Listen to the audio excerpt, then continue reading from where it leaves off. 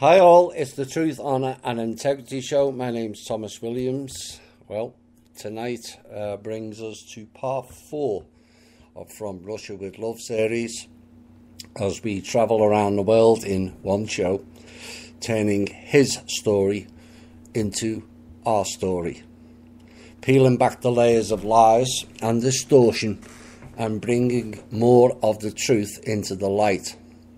Get your popcorn ready and buckle up as the truth train begins another journey through time. Hi all, and welcome to From Russia with Love part 4. Walk like an Egyptian indeed. Except who are the Egyptians? Right, this group of people emanating originally out of India via all the Eastern countries arrived in Egypt that created a cult, one based in human sacrifice, pedestry as mentioned in the Talmud, violence and suffering, and became known as the Israelites. But they had nothing to do with Israel or by and large the Jewish peoples either. No, it's the house of Israel. The cult of Baal. Baal is a title and was played by Marduk. Marduk also played Ra, as in Amun-Ra. That went on to create most, if not all, of the world's religions, all divide and conquer programs, creating a construct that gave everyone the illusion that everything was above or outside of them, when it was all inside of you. They created all our known wars for most of the last 2,000 years. Trashed nations, cultures, peoples, destroyed history to fit their narrative and hide the real narrative. Created or took over most of the bloodline house families. Houses operate for and by them. Created usury style banking and took over the whole financial system, making and trading our life force energy for coloured pieces of paper with numbers on them that intrinsically have no real value. Denied the world's population real progress by taking over all the corporations, stifling businesses, making humanity stall by retaining old technology that not only was not beneficial or cost effective to us, but harmed the planet as well. Created or took over secret societies and the mystery schools to promote their hidden agenda that pervades throughout our society in all the institutions supposedly designed to protect or serve us. It is they who are behind most of the trafficking, child slavery, child sexual abuse and child sacrifice. Look at the building on Epstein Island, where young children are kidnapped, abused, raped and worse. Is it not an Egyptian-style building? Complete with the owl, Moloch again. Egyptian word for the owl is Moloch. All replete with the blue and white lines that represents the modern-day Israel flag. It is not Israel at all. It's not the Jews at all either. It is celebrating an Egyptian-led cult of all worship Ra and the Kali Ma. There's also reference that the circumcision is a practice of the Jews only. You would be wrong in thinking that was the origin. The origin was way back, and again it came from Egypt. Going back 3,000 years, many years before the fathers of medicine were born, to the days of the astrologer, we present you with a rite as old as the Bible, the taking of the foreskin of each male child, and in Egypt the circumcision of females was also practiced.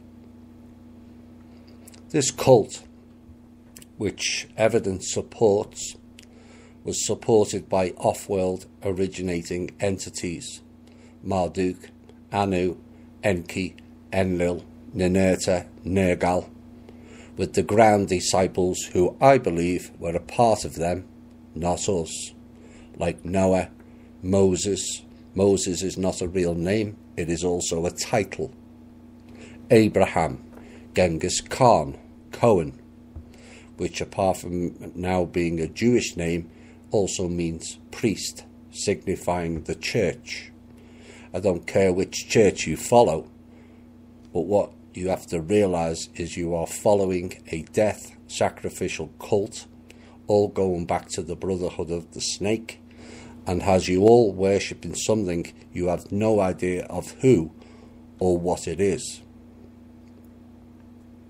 If you find out the real truth and accept it, all religious people will be doing and using my favourite MeWe GIF.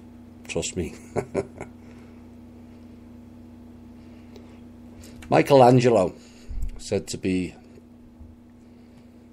his finest and most outstanding sculpture, did a sculpture of Moses that sits inside the church of San Pietro in Vincoli, and that particular Moses has 2 horns on his head. Why would a celebrated sculpture deface his own creation unless he was telling you something? All hidden in plain sight. So much so in plain sight that too few question it. It's the pet goat and the Baphomet again. But there are some beings that walk around as humans with these very horns. Even to this day, both Kim and I have engaged and seen these beings. What you believe is God is based on an assumption. Assumption is not fact. You have assumed that is your God. There is no proof to be had. It's all based on faith. Faith means a pledge to trust, like a contract, which means binding. In the 14th century, faith meant an assent of the mind to the truth of a statement for which there is incomplete evidence. Binding, pledging to an incomplete proof, is not proof, and the facts and evidence suggest otherwise. Look at all the wars. My God is better than your God. Really? How is the supposed creator of this universe operating in that divisive manner? Think about it. As a parent, the creator of children, would you get your children to fight each other to the death? So why would our creator promote or allow it? It didn't. And these usurpers representing themselves as gods have done much damage here and elsewhere. It is said that the Jews are the chosen people. Then why hasn't Yahweh saved them? Look at the quotes of the Talmud again. Is that really something to be promoting or worshipping as a loving God? Is it not promoting lawlessness for those people?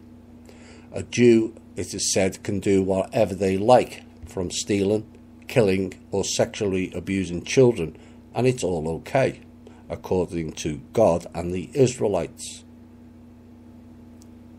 What kind of sick, perverted God is that?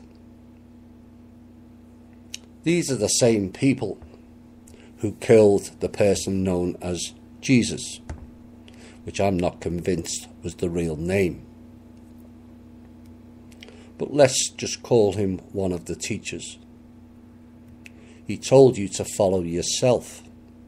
In other words, go internal, not follow him or some fake god. He tossed over the money table of the usury people, and then the supposed Son of God, he wasn't in a literal sense, but is in a source sense, was hung on the cross and brutally attacked whilst dying, condemned by the Sanhedrin and the Church of Rome. As My Peace from Russia with Love 3 has shown, they were one and the same. Long before Christianity was created as another tool to divide and conquer.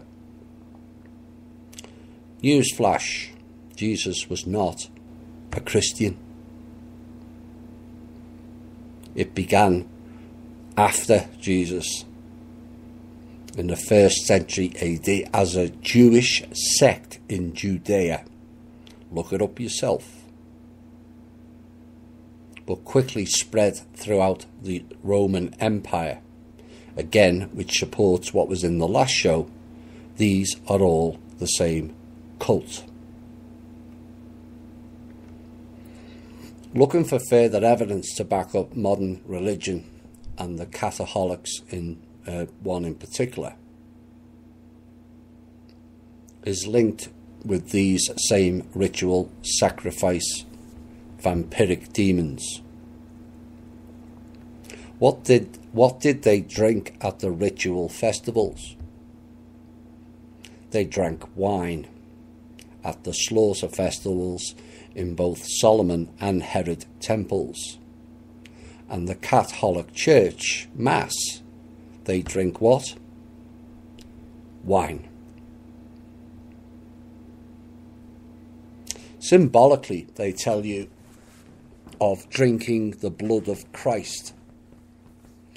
Since when did we all become Count Draculas?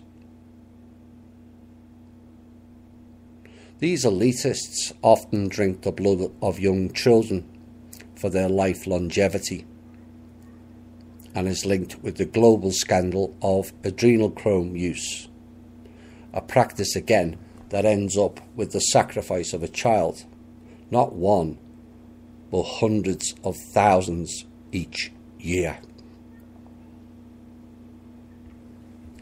Then we have the sacramental bread is passed off as eating the flesh of Christ. Really? So we are cannibals as well?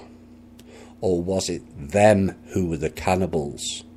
It's all in the words, you see. Canny, Baal.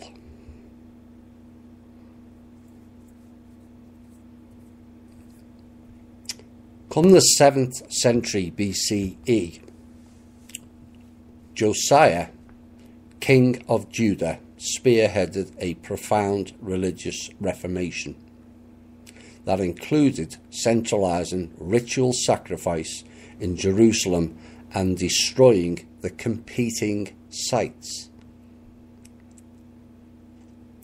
Why would the Holy of Holies, God's most prominent city, we are told, be set up by the Jewish Josiah as the main centre for sacrifice of humans, mainly children? Please think logically here. Is that an example of a real God? What type of God sacrifices their own creation for entertainment? Lots of people follow and worship Donald Trump, for example. But if he signed a bill tomorrow stating we are going to sacrifice American people for the greater good of America, would you go along with it?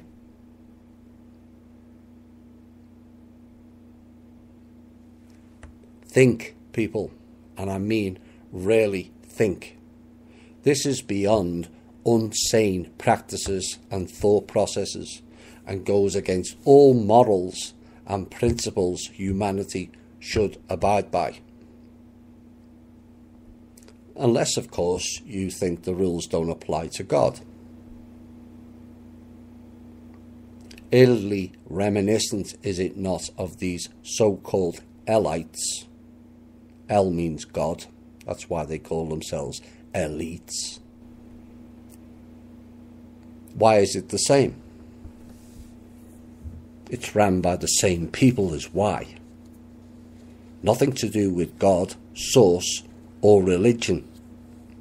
Religion is the vehicle by which these psychopaths drive humanity into the abyss. Now, I'm genuinely sorry for all those who got wrapped into the experiment and program of religion. I truly am. They have robbed you of your life force energy to feed their sick and twisted mindsets and keep you away from your real God connection, which is Source. Source is within you, not external of you in the sky. Now, the original meaning of God meant you are a higher evolved being. This means you have attained higher soul growth by using your own life force energy into your progress, not giving it all away to some fake external force. But these dark forces have done everything to prevent you from reaching that higher soul growth and being at one with the real source.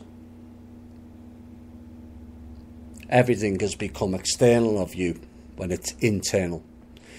It always was. People will complain. Someone stole my car, money, or house. And yet you have no idea of the depth of what they have really stole off you. You won't even get close to comprehending it.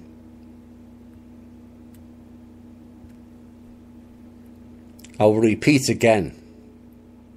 I am using the term Jew throughout this piece, but do not relate that to being every single Jewish person or anti-Jewish. It's not. The Jews have been used as pawns in these evil parasite games. Period.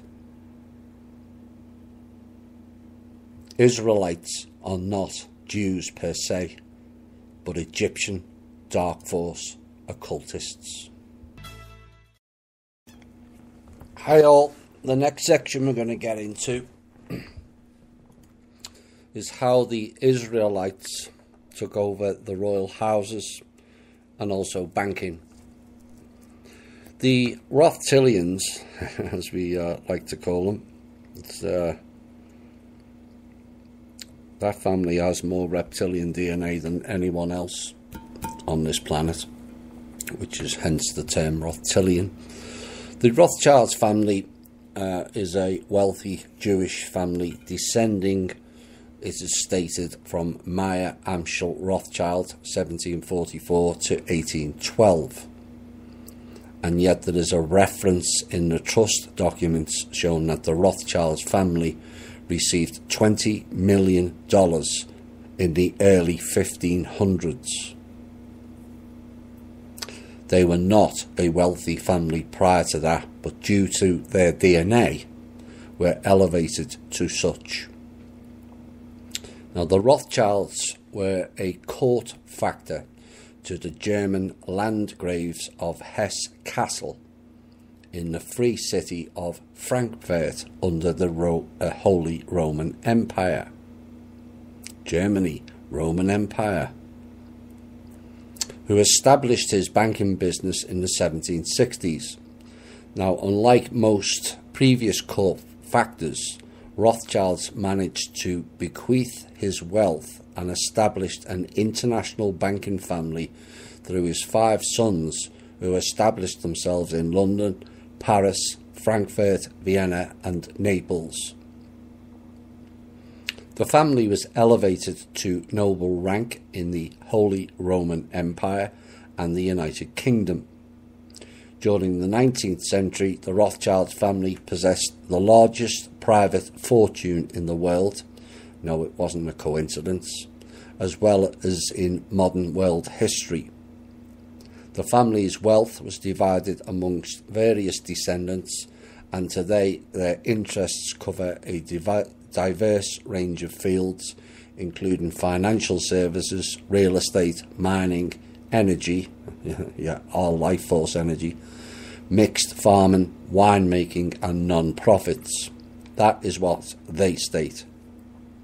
I state they are blood-sucking, harvesting parasites who have sucked the life out of this planet with their reptilian genetics, killed businesses, killed banking, stifled the planet and all of the beings that reside on it, and denied us our true progress.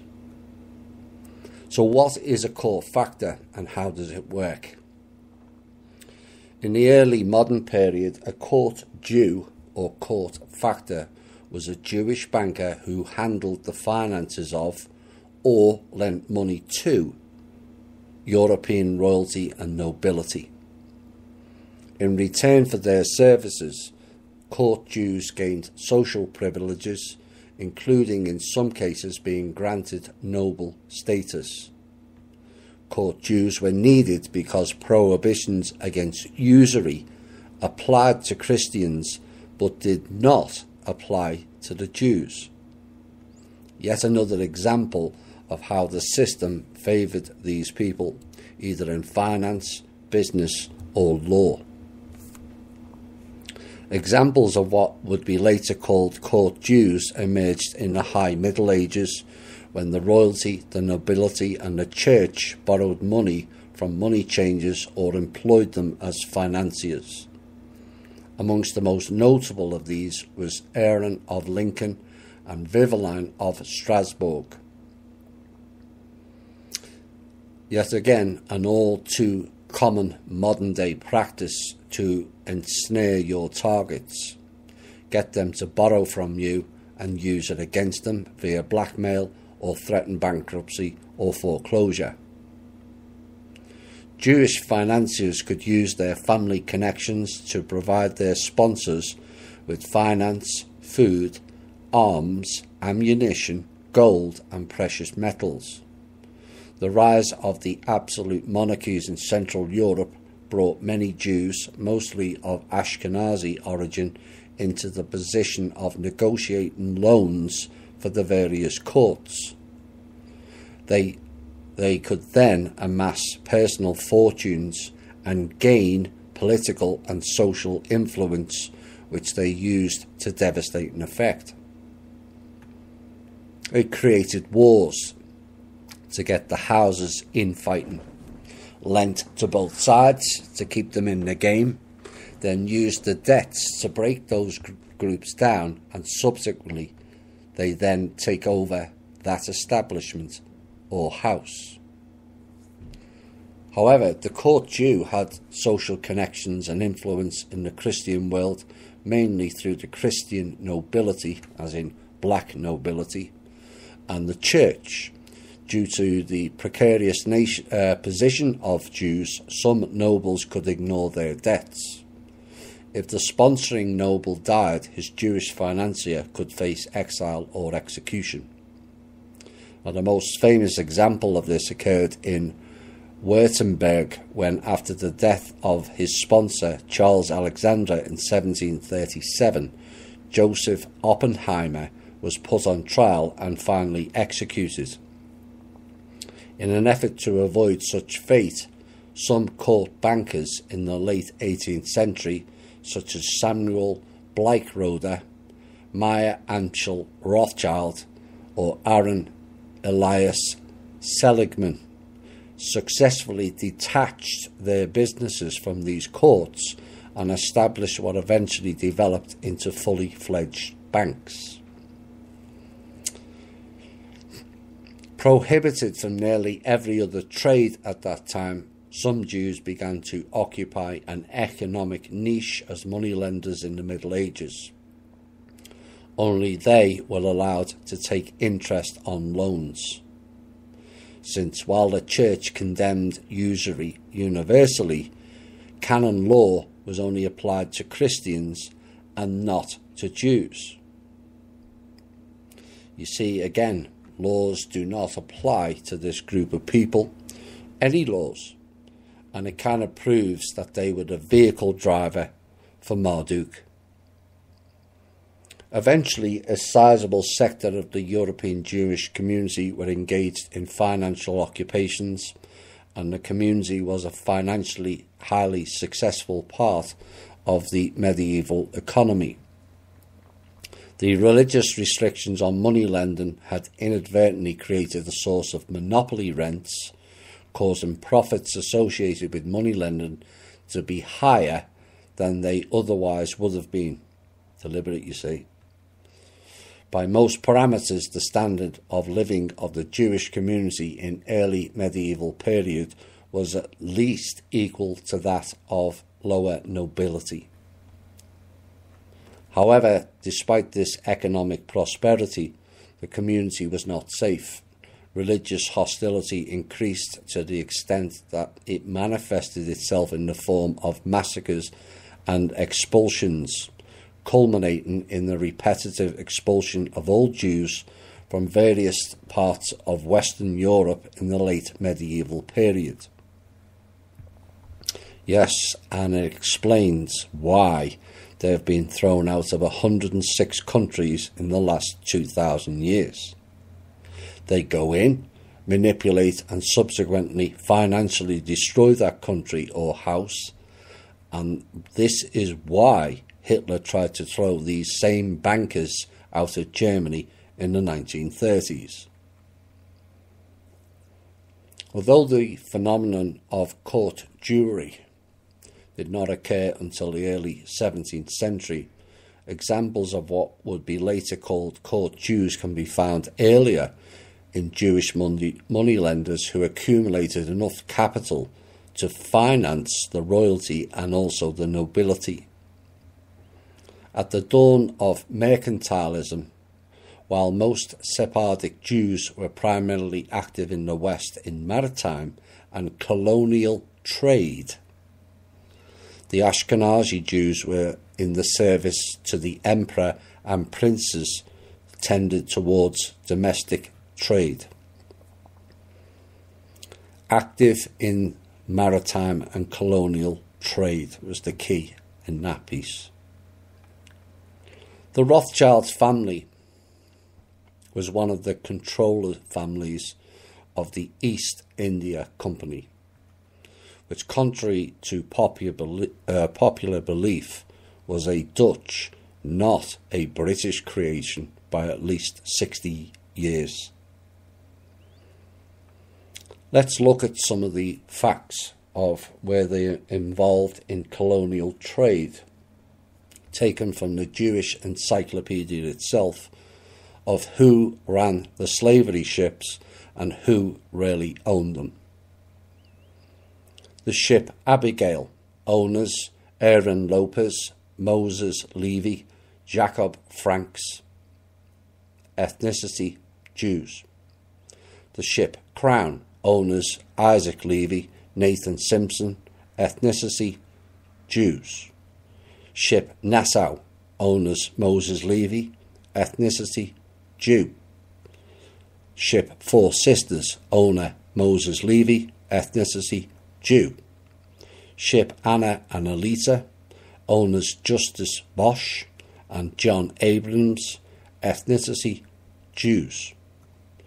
Ship Prudent Betty, owners Henry Kruger and Jacob Phoenix, ethnicity Jews. Ship Hester, owners Mordecai and David Gomez, ethnicity Jews. Ship Elizabeth, owners Mordecai and David Gomez again, ethnicity Jews. Ship Antigua, owners Nathan Marston and Abraham Lyle, ethnicity Jews. Ship Betsy, owners William de Wolfe, ethnicity Jew. Ship Polly, owners James de Wolfe, ethnicity Jew. Ship White Horse, owners Jan de Svets, ethnicity Jew. Ship Expedition, owners John and Jacob Roosevelt, ethnicity Jews.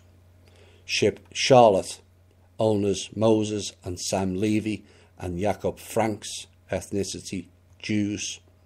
And finally, Ship Karakoa, owners Moses and Sam Levy, ethnicity Jews. Oops.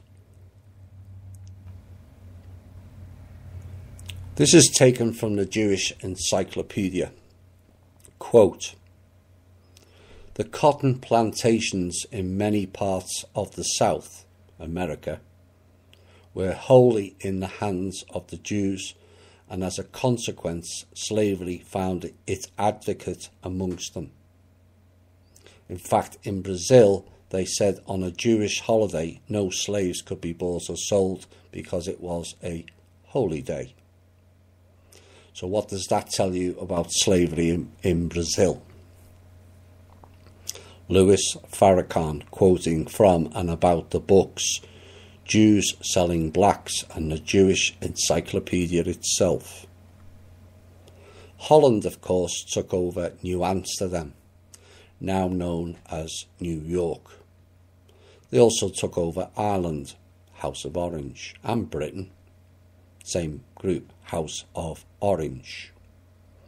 New Zealand, India, Polynesian Islands and Caribbean, with much slaughter upon their arrival. Of course, Holland plays a role in the current control system in Europe, Brussels, and subsequently Belgium. It's actually a region of Holland, and all repackaged to hide the real controllers. It's time we burn the houses down. After accomplishing the taking over of the church, the houses and nobility, then came the programs to eliminate more people. This next topic will cover that. It's called eugenics, false white supremacy, New Age programs, and covering up the Kalimar movement in America. Margaret Sanger and Planned Parenthood. Planned Parenthood is not a modern day thing and has its roots that go way back into the 1880s. This piece and the follow-up will show where it all started. The Programs of Division was born as far back as then, a piece that has all the ingredients of National Zionism, eugenics, occultism and psychotic tendencies, with the usual characters in place: Jack Parsons, Darwin, Hubbard, Steiner, Blavatsky, Crowley, Ku Klux Klan, the Democrats, the Catholic Church, and feminism. All of it rolled into one giant future population reduction program. You may think they were all separate. Reality is, they're not. Sanger was born in Ireland and an advocate for women's rights, but also a strong advocate for birth control, which at the time was banned in America, until hers and others' work overturned it.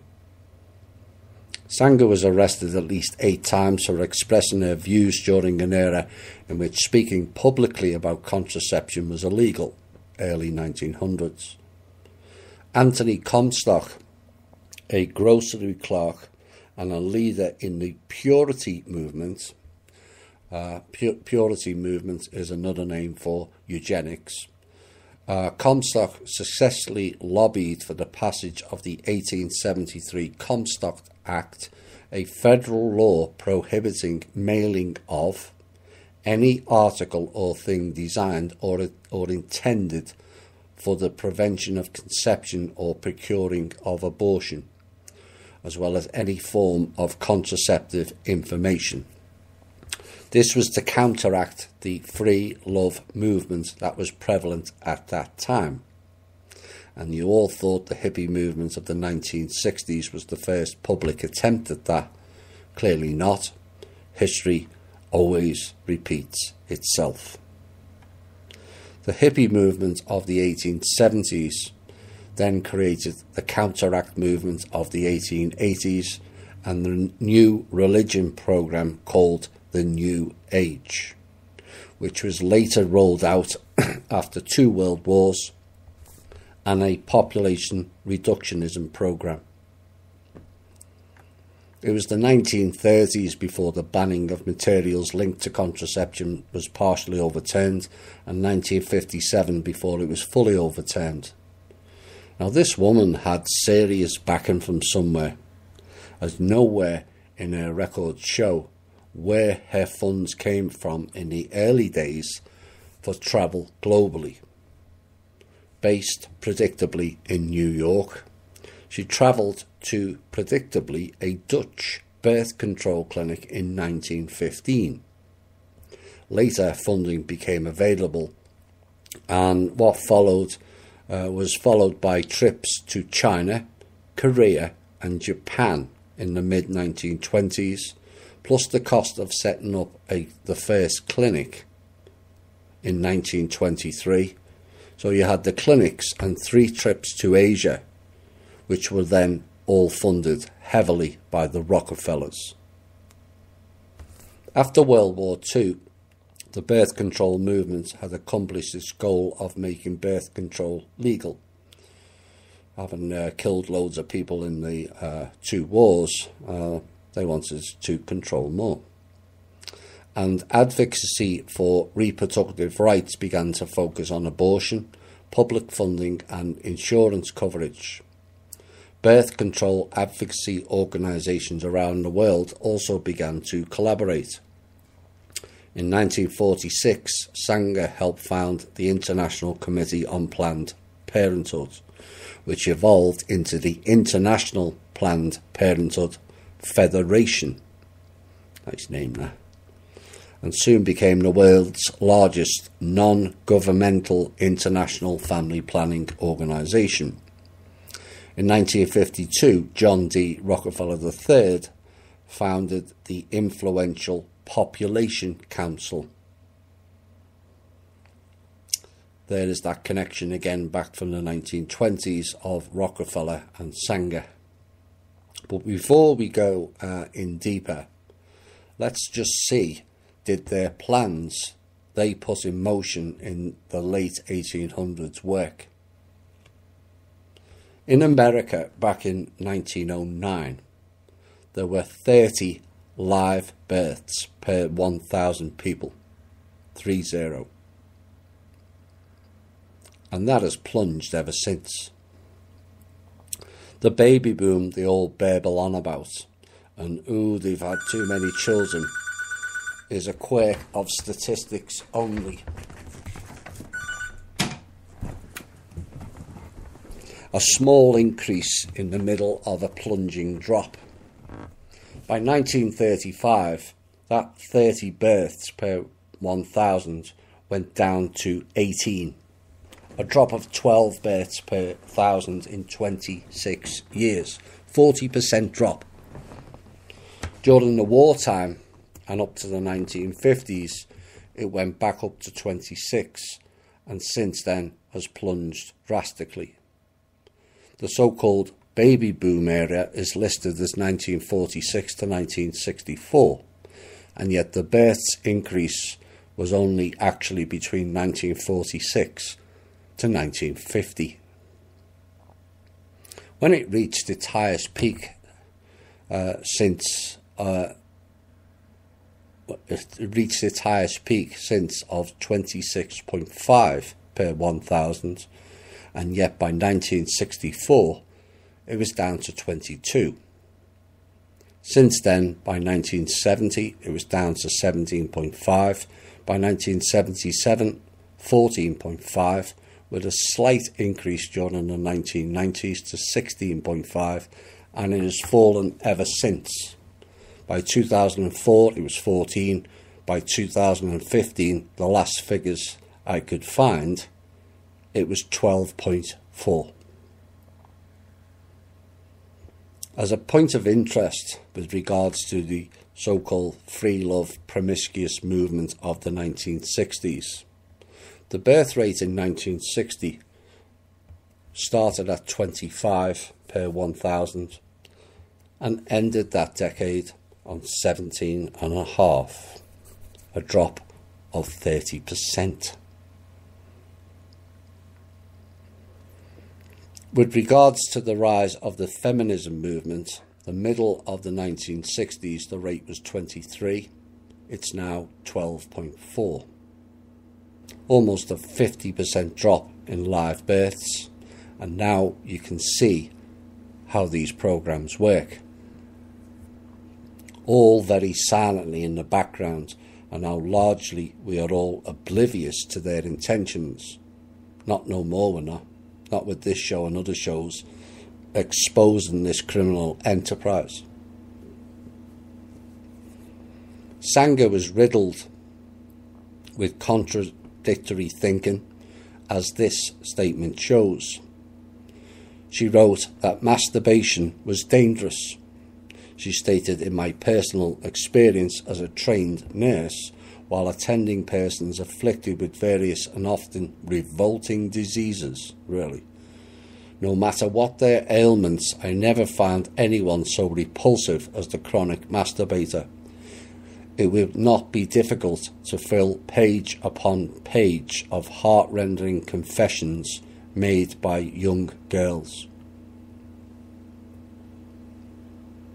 whose lives were blighted by this pernicious habit, which always begun so innocently." Is it not the case that masturbation prevents pregnancies? What is wrong with self-love? Nothing. It's connected to oneself. But of course the church and others in the programme don't want people going inward, do they? All must be external and outside of themselves, and then restrict free love as well. It's a classic mindfuckery programme, so people are unsure of which role or mode to be in. And it's the same word that comes up in the last show, dichotomy, a division or contrast between two things that are or are represented as being opposed or entirely different. Like I said, it's mindfuckery. And they have done this many times on many subjects. Maybe the problem is she was raised a devout Catholic, where sex was almost considered a crime in any form, contraception banned, whilst the ones who made those rules were committing all kinds of heinous sexual crimes on their parishioners.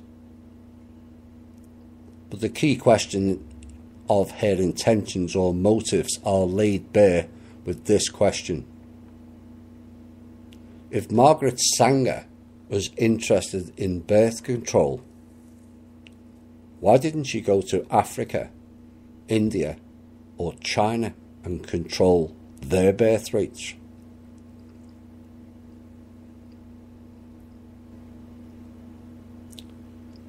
It seems, does it not, she was only intent on controlling birth rates in the predominantly white Western world.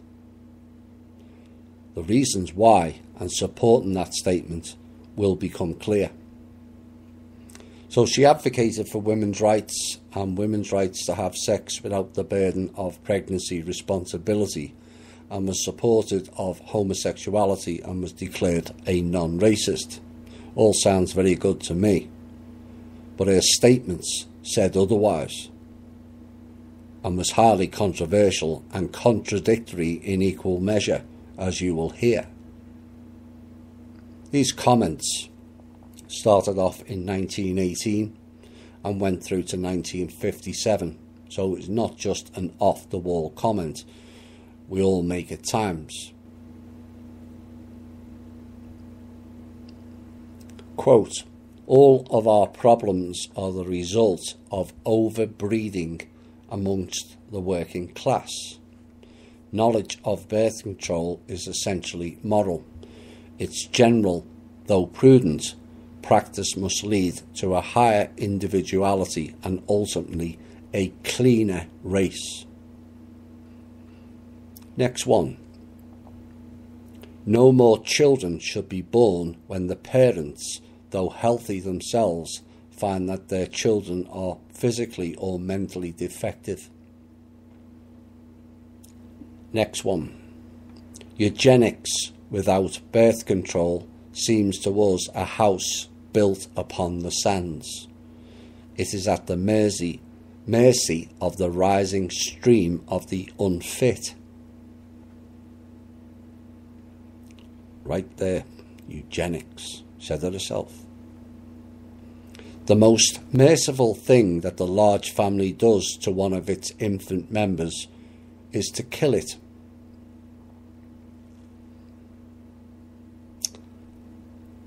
Next quote. The most serious evil of our times is that of encouraging the bringing into the world of large families.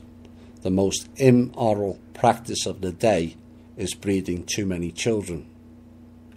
Next quote. Birth control itself, often denounced as a violation of natural law, it is nothing more or less than the facilitation of the process of weeding out the unfit, of preventing the birth of defectives or of those who will become defectives.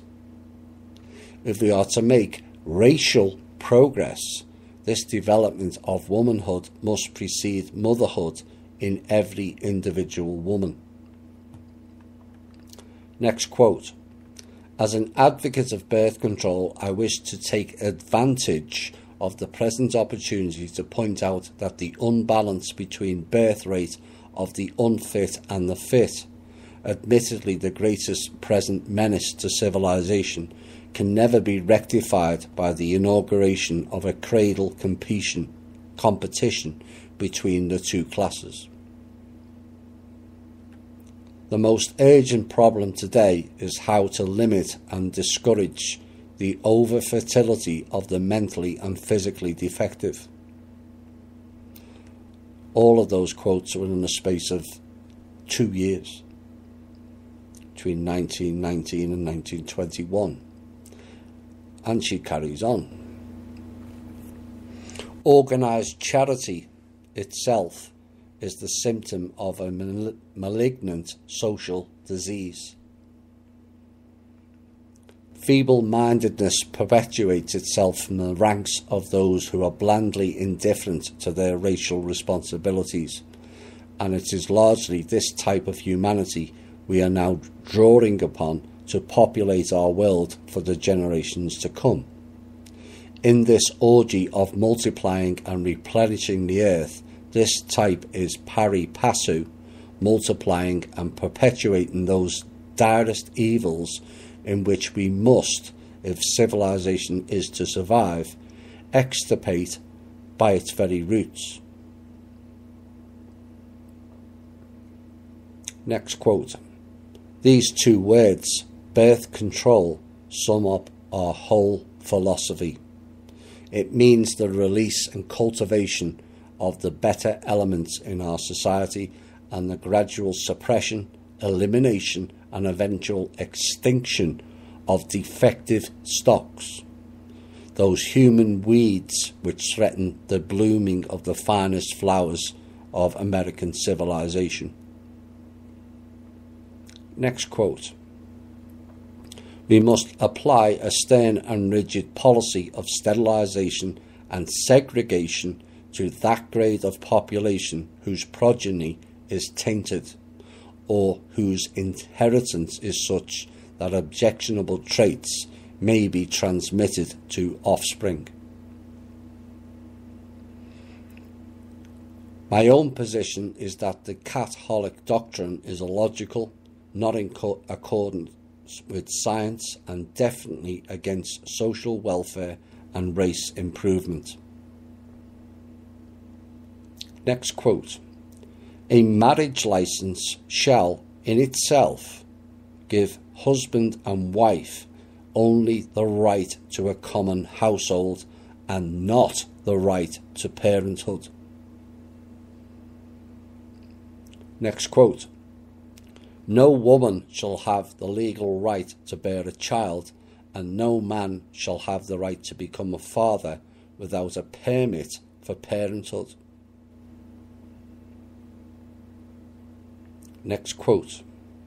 Permits for parenthood should be issued upon application by city, county or state authorities to married couples, providing they are financially able to support the expected child, have the qualifications needed for a proper rearing of the child, have no transmissible diseases, and on the woman's part, no medical indication that maternity is likely to result in death or permanent injury to health. Next quote, still on the same subject. No permit for parenthood shall be valid for more than one birth. Oh, very Chinese that.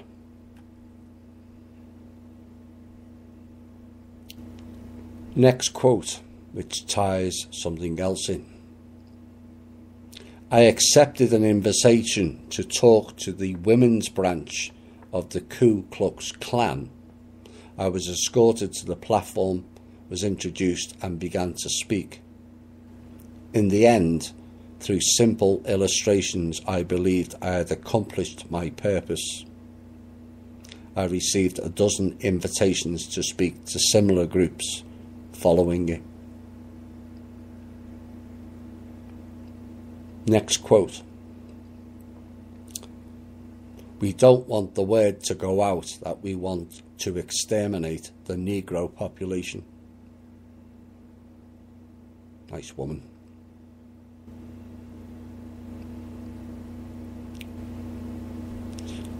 Next quote.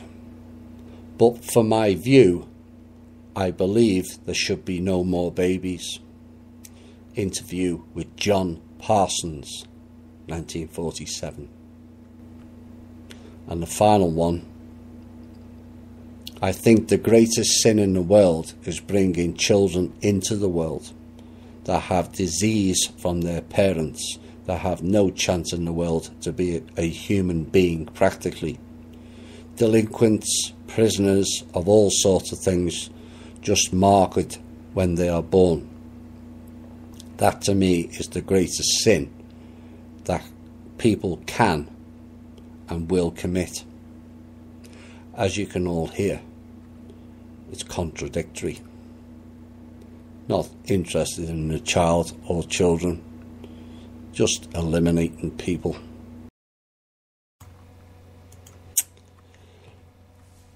That last piece and part of this next piece have been in some of the Thursday shows, but this is about tying it all in.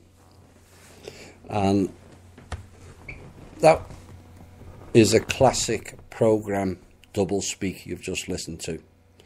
The sleight of hand tactic used often in the alt media, mainstream media, whereby they start off with a programme that on the face of it looks to deliver good things for the people, but it hides behind the mask of a programme with some real dark intentions. The classic example of this is the New Age movement, which funny enough started with some of the same people mentioned at the beginning of this piece. New Age was an alternative religious programme, all prepared back in the 1880s for when the public started to walk away from organised religion. They knew it was coming. We never. All love and light and lovey-dovey, but with a twist behind it. Oblivious to many, it was another organised trap set for the many. Sleepwalking into training camps of mind control, better known as Waldorf Steiner schools. You all go into the woods, hold hands and sing Kumbaya, which was written in the 1920s, funny enough. Coincidence? No. Kumbaya, my lord. Oh dear, a calling song for Anu. Come here, my Anu, that song means, invoking the Master to come here and reign over us. Kumbaya is a word magic spell song. Oops. As people are off in the woods singing Kumbaya, they carried on with their sinister programs, the classic distraction program, where people think they are bucking the system and are obliviously sleepwalking into a new program of their making. So Sangha was one of several programs ran from the 1880s through 1920s, which set the stage for their future and our modern day programs. The 1880s brought us Blavatsky, Albert Pike, which rolled into Rudolf Steiner, Crowley, onto Hubbard and Parsons, Scientology, then into the New Age and the channeling programs, all of them have elements of not necessarily the truth, which they did, but more of a case of what you wanted to hear. It's the classic fishing program technique where they lure you onto the line and you can't see the hook at the end of it. But even when people see the hook, they go into Stockholm Syndrome style behaviour due to investing so much time into it, and rather than feeling or looking stupid by admitting they went on a wrong path, which we have all done several times, they will defend it to the point of total insanity. The classic example is the RV people, but the main one is religion. That has some way to go yet before it fully reveals itself to the many, the pure folly of following that program. Nearly all of our current ills stems from this time period. The Federal Reserve, Nazism, which is National Zionism and not German, eugenics and research programs now known as black budgets, genocide of many in World War I, genocide of the people of Rus and the Slavic Aryans, which set the stage for the reverse program 20 years later, with the Nazis and their white-only Aryan race seeding the population against the white program. It was never totally about the Aryan race and white-only. It was a reverse psychology program to get the public to hate all things white, and then at a later date link it with the Aryan program and proverbially kill two birds with the one stone. An example of this is Black Lives Matter. Of course their lives matter, but they fail to see it is another program. All lives matter. The Aryan program was sowing the seeds for a future program. Get everyone against the idea of white only, which was never the case, as that is Nazi propaganda. All that is Aryan stuff and it's superior race BS. No, it was a hidden agenda of their next plan, elimination of the whites, not the blacks. For many people, this next bit will shock you. In the 1920s, white peoples were 30+% of the world's population. That is now down to 12%. 2/3 of the white people's demographics gone in under 100 years. Think about that for a second. 2/3 of one species gone. Yet where is the Save the Whites program? White Lives Matter, Save the Whites charities, or public concerns of how to protect the whites? There is none. Why? Quite simple. They are trying to erase that group. They've been doing it for 110,000 years. Like the Kali Ma, trying to subjugate the Aryans, then followed the Greeks, Romans, Mongolians, Nazis, and the latest group, the US military and NATO, both of whom are owned by the Rothschilds. There is no white power groups allowed, remember. Why? Because that program was etched into people's psyche. It's the equivalent of looking at a midday sun for longer than a few seconds by the Nazis. White power is fascist, racist, violent and divisive. Oh, the irony of all those words. So you see how easy it is to set it all up over time, and also how few could work out the real agenda behind it. Only critical thinking will arrive any researcher to his destination. To the rest, you are stuck in the same station for the rest of your life, following a narrative these think tank groups have all laid out for you. They plant the seeds, but it is we who grows them by blindly following their script and plans. And we have to stop doing that and reverse the course, thinking and narrative. People will ask, why eliminate the whites? The common sense answer is the whites are their biggest threat. One could argue that we are the most creative and of a higher intelligence level. That's not said to denigrate other colours, but many of the creative ideas, not necessarily the delivery of those ideas, sadly in most cases coloured slavery was used for that, have all come from the white race. I was sent a short video of a black man called Cobus Durst from South Africa, warning Zimbabwe not to follow South Africa's decline since the removal of the whites. He painfully and sadly was laying out the truth of how the black African peoples are unable to build or maintain roads, manage or maintain farmland, and they are unable to produce food on their own. I applaud his honesty. The same thing happened in Zimbabwe in the 1990s. The blacks were granted their land back, and rather than working the lands, they butchered the white farmers, destroyed all the farmhouses, crops and machinery, and within 12 months they were all starving.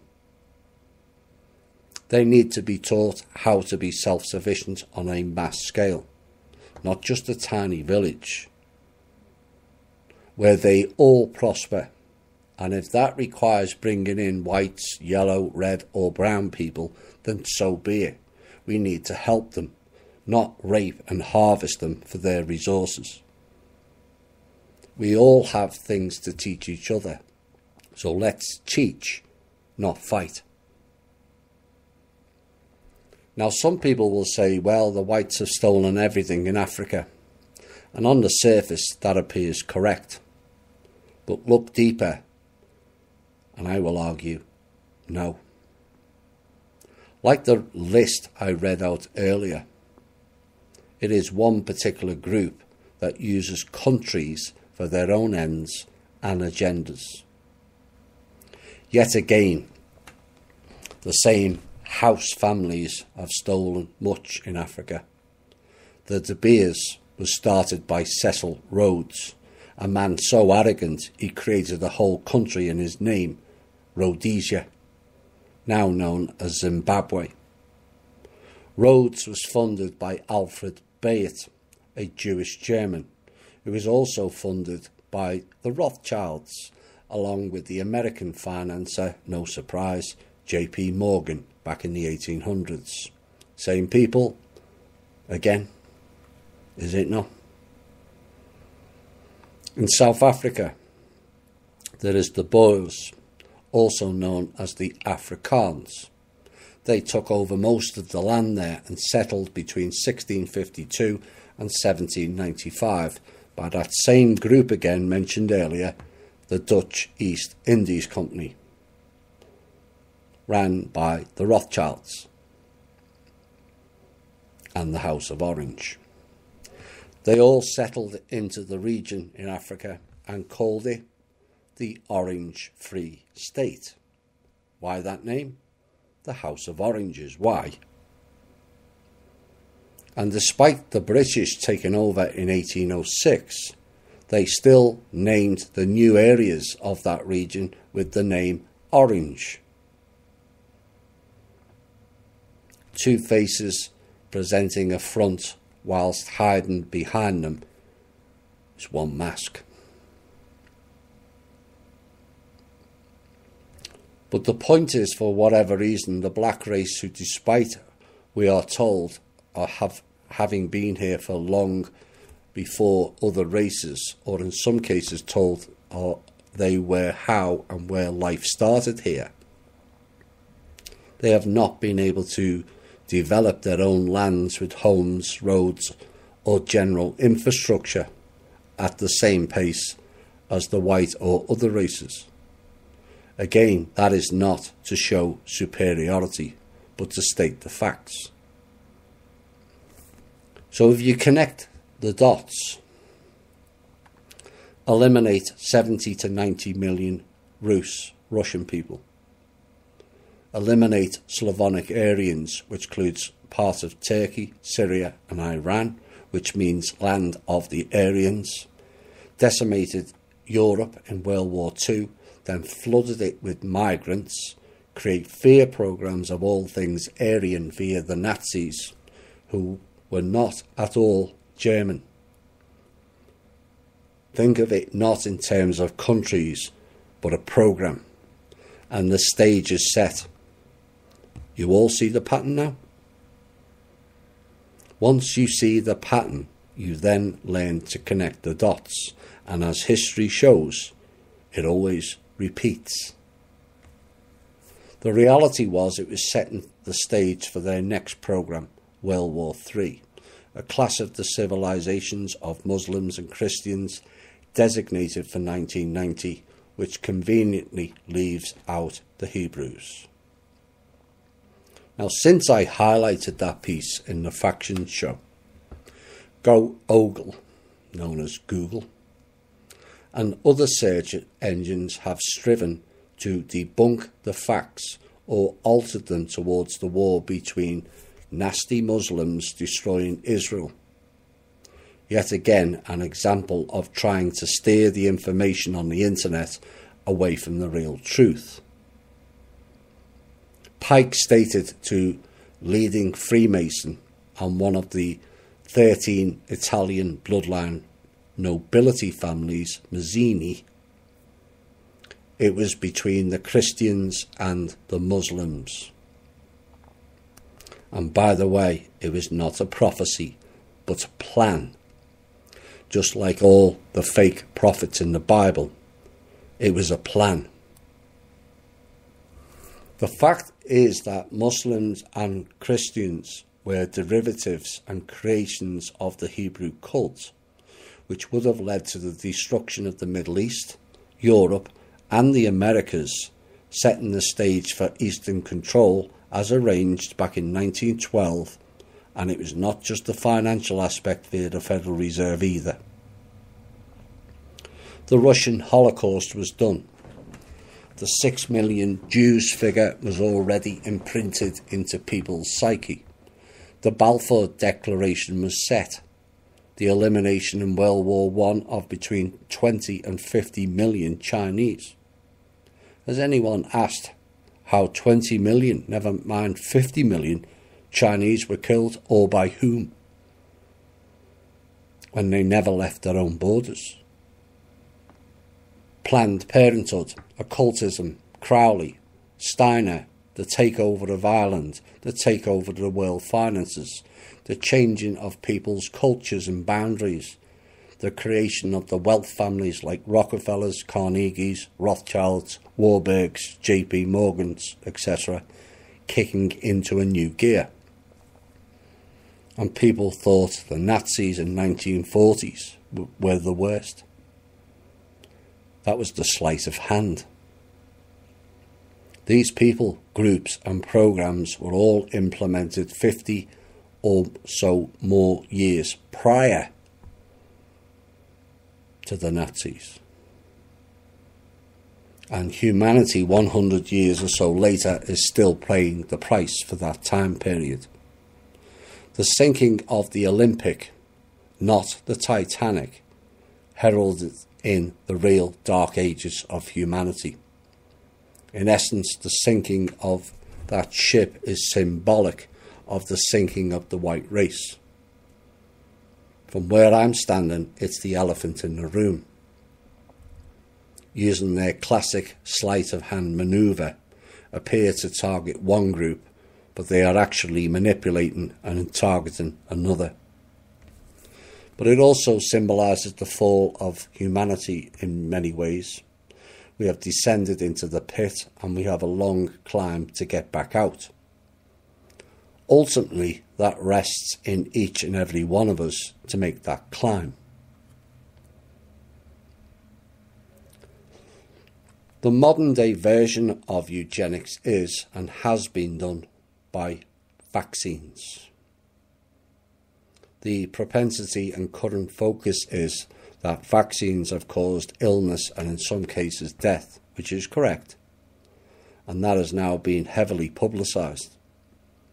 But the real hidden agenda behind it, which involves several black budget research centres globally, in particular Fort Derrick, the Long Island Research Centre called Montauk, Plum Island, another example, with the main head office known as the World Health Organization, ran not surprisingly out of Switzerland, home of the Rothschilds, is eugenics.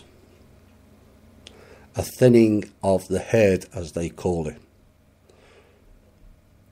Not mass annihilation for the 90% of humanity as posted within the alt media, but 100% of us, including the so-called chosen ones. Oops. That was the programme. Then there is other examples of this programme via the Gates and Clinton foundations. All of these are pushing the hidden agenda of eugenics. The full scale of what the Clintons were up to in Haiti has yet to reveal the full scope of heinous acts and criminality there. The full scale of devastation done to India and Africa by the Gates Foundation has only scratched the surface also. Beyond comprehension what those pair of puppet psychopaths have done. Bill Gates told all who wanted to hear he was doing a population reduction program, did he not? But where was the universal outrage to that statement? Now, some people will have great difficulty grasping these programs and agendas that are so dark and heinous it is beyond the comprehension that people will do this to others. Those people are badly mistaken thinking that way. Here is an example in their own words that trot out from time to time. They do tell us what they're doing for those that see and hear on a different level.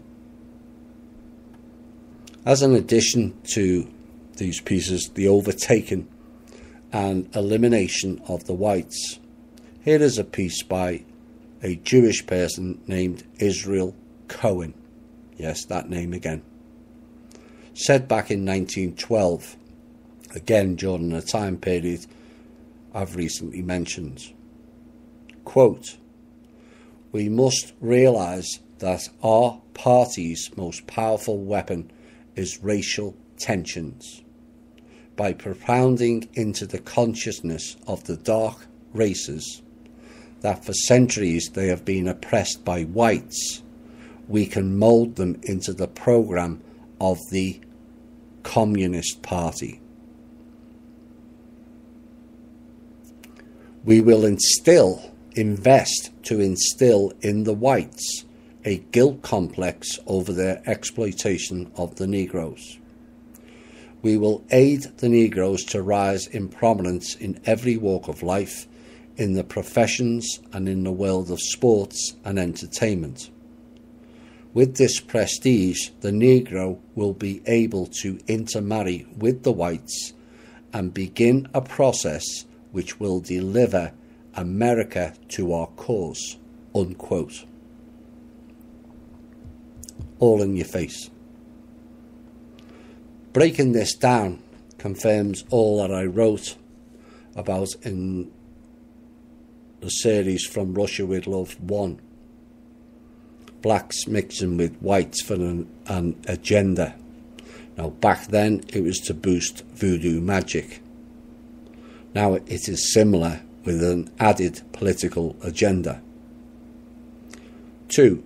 It confirms the Communist Party is nothing to do with Russia or China and everything to do with Khazarian and Ashkenazi Jews under the Zionist banner. 3. It confirms this was not a program ran by whites. 4. Look at all the top American sports and also entertainment. Most are black, which is fine in and of itself.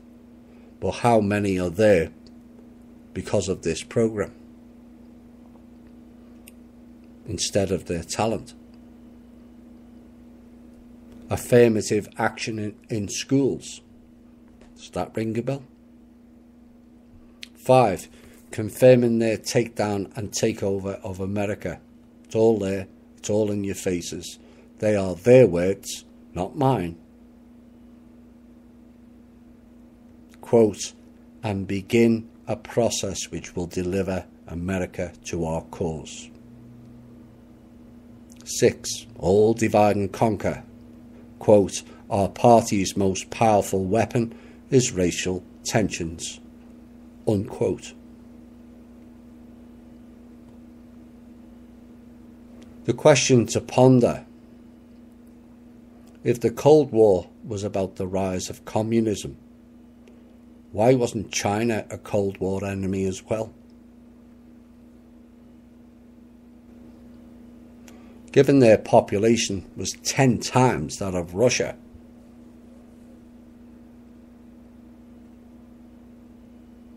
why not China? One of life's great mysteries, it seems, or the real truth is, the Cold War was all BS. This piece should alarm all white people of what the powers that were has done to them, and yet blamed us all for the death and destruction the Egyptian cult created. They have played us all, but more so the whites over the past 120 years, as the figures show. We're going to have a music break. Reminder should be on white people's tongues. What's going on? What's going on indeed? The next topic, chapter of this part 4, is setting the stage for the takeover of America. Let's look at what Albert Pike wrote in 1888 and see if it all tallies. Pike predicted the Tsars of Russia would fall during a first great conflict, that Nazism would be destroyed while communism would rise during a second great conflict, and that the Zionists would battle Islamic leaders in a third and final great conflict, during which they would mutually destroy each other. After this apocalyptic last battle, the survivors would receive the true light through the universal manifestation of the pure doctrine of Lucifer.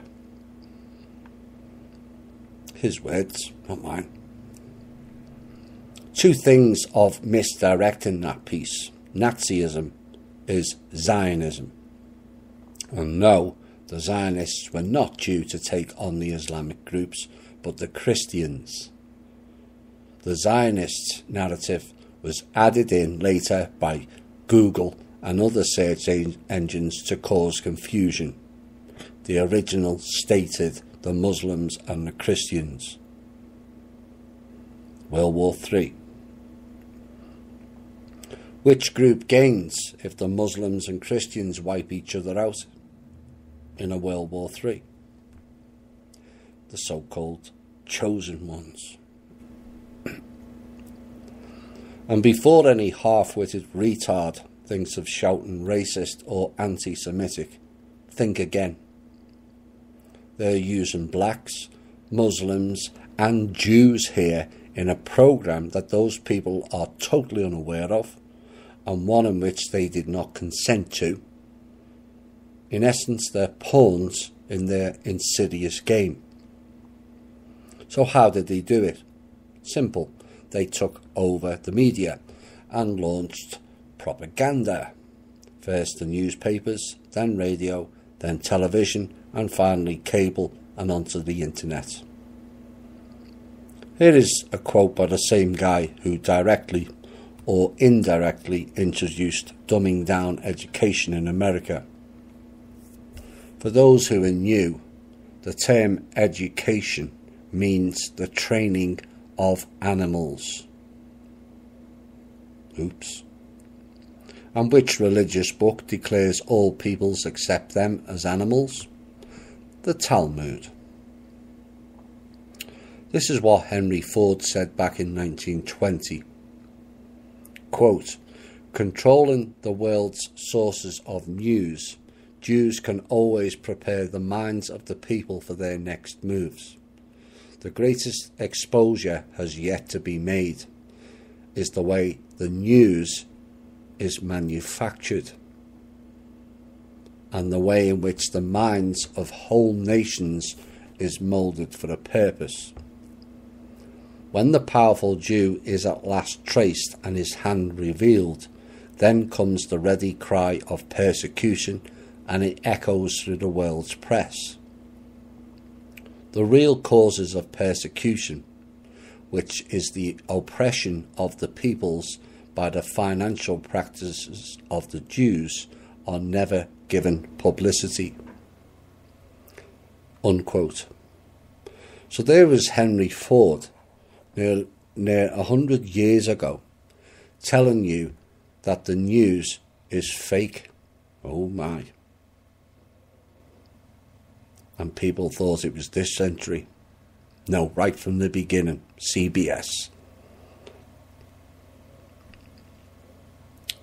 And the quote, how they mould whole nations into a belief system they created, how the world has been financially hijacked by these Khazarian, Zionist, Egyptian, raw, cult-led psychopaths operating for and by the Talmud,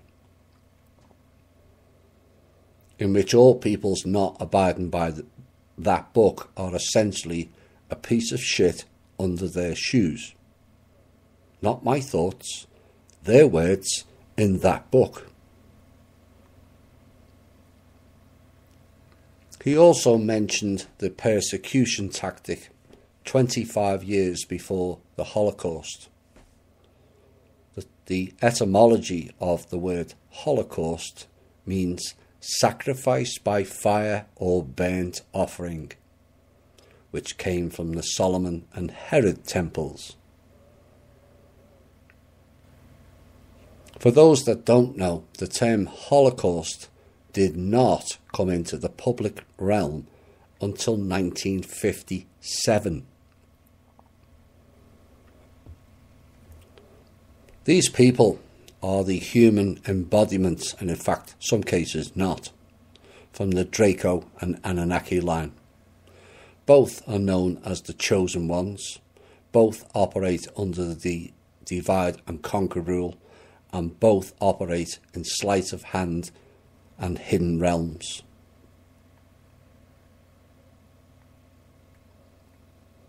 Was it possibly the case that Adolf Hitler exposed the Khazarian Jews back in the 1930s and 40s? Did he not say who was the issue back then? The Jewish bankers. So the line that was used by Henry Ford, when the powerful Jew is at last traced and his hand revealed, then comes the ready cry of persecution, and it echoes through the world's press, unquote. Hence the Jewish persecution narrative rolled out with the 6 million Jews figure, which coincidentally was mentioned 138 times in the press between 1880 and 1941. There is that timeline again mentioned in the last piece, is it not? These are the Kalimar peoples that have blighted this planet for over 110,000 years with their child sacrifice games and blood rituals, fire sacrifices, false flags, and their holy days. Yes, all the bank holidays are ritual sacrifice days. All of them. And for us to really prosper here, they must be exposed. The light needs to shine on these cockroaches and the issue dealt with once and for all. It must be achieved in non-violent ways. People have no idea of the impact of bloodshed on this planet. None.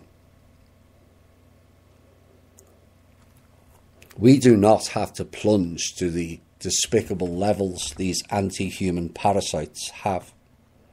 These people represent themselves as Jews or Israelites and play on the modern-day terminology of those words. Most of these people are neither, for they are the Kalimar and Egyptian cult parasites. And I hope one day all the real Jewish people rise up and expose it also. They have been pawns in a game that was not of their own making. They then began the takeover of America, which ended when the paperclip crew began in 1947. But did you know, or have you ever heard of the American Holocaust? Nope. For those new, you're in for a shock. I have covered this piece in the show, but for continuity and the full picture of connecting dots, I'm going to repeat it again.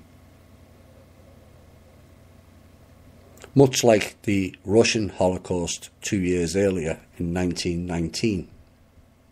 No one's heard of that either.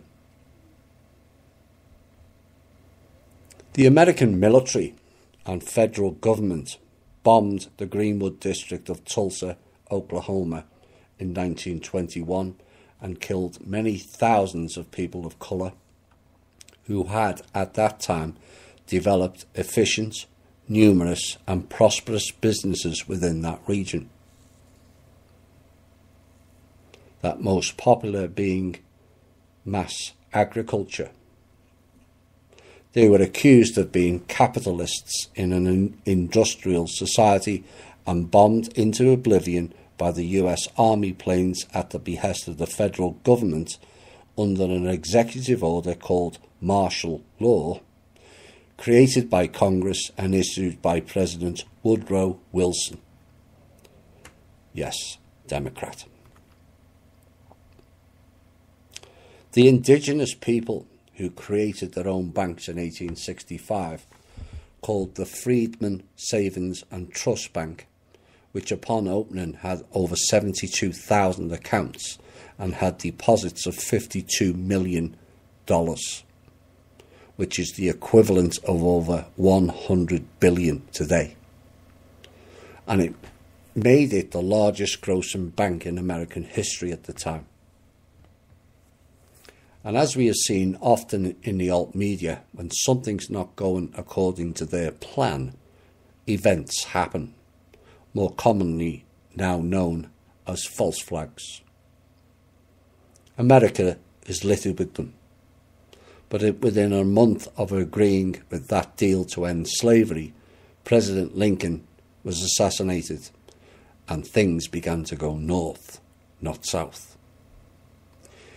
In came Andrew Johnson, a native of Newcastle, England, and a Freemason. Also, another Democrat, who took over the presidency by default, and was another who was involved in and links to the fledgling KKK, which was formed as an official group in December 1865. When was Lincoln killed? No coincidence. And the more lesser known group known as the Night Riders, 1 week later on New Year's Day 1866. Both groups were born out of the Democrat Party. Period. Their symbols on their subsequent flags, like Antifa, are exactly the same, as was the earlier named National Socialist Party, but were actually called the Social Democratic Party, but later became known as the Nazi Party in Germany. Oops.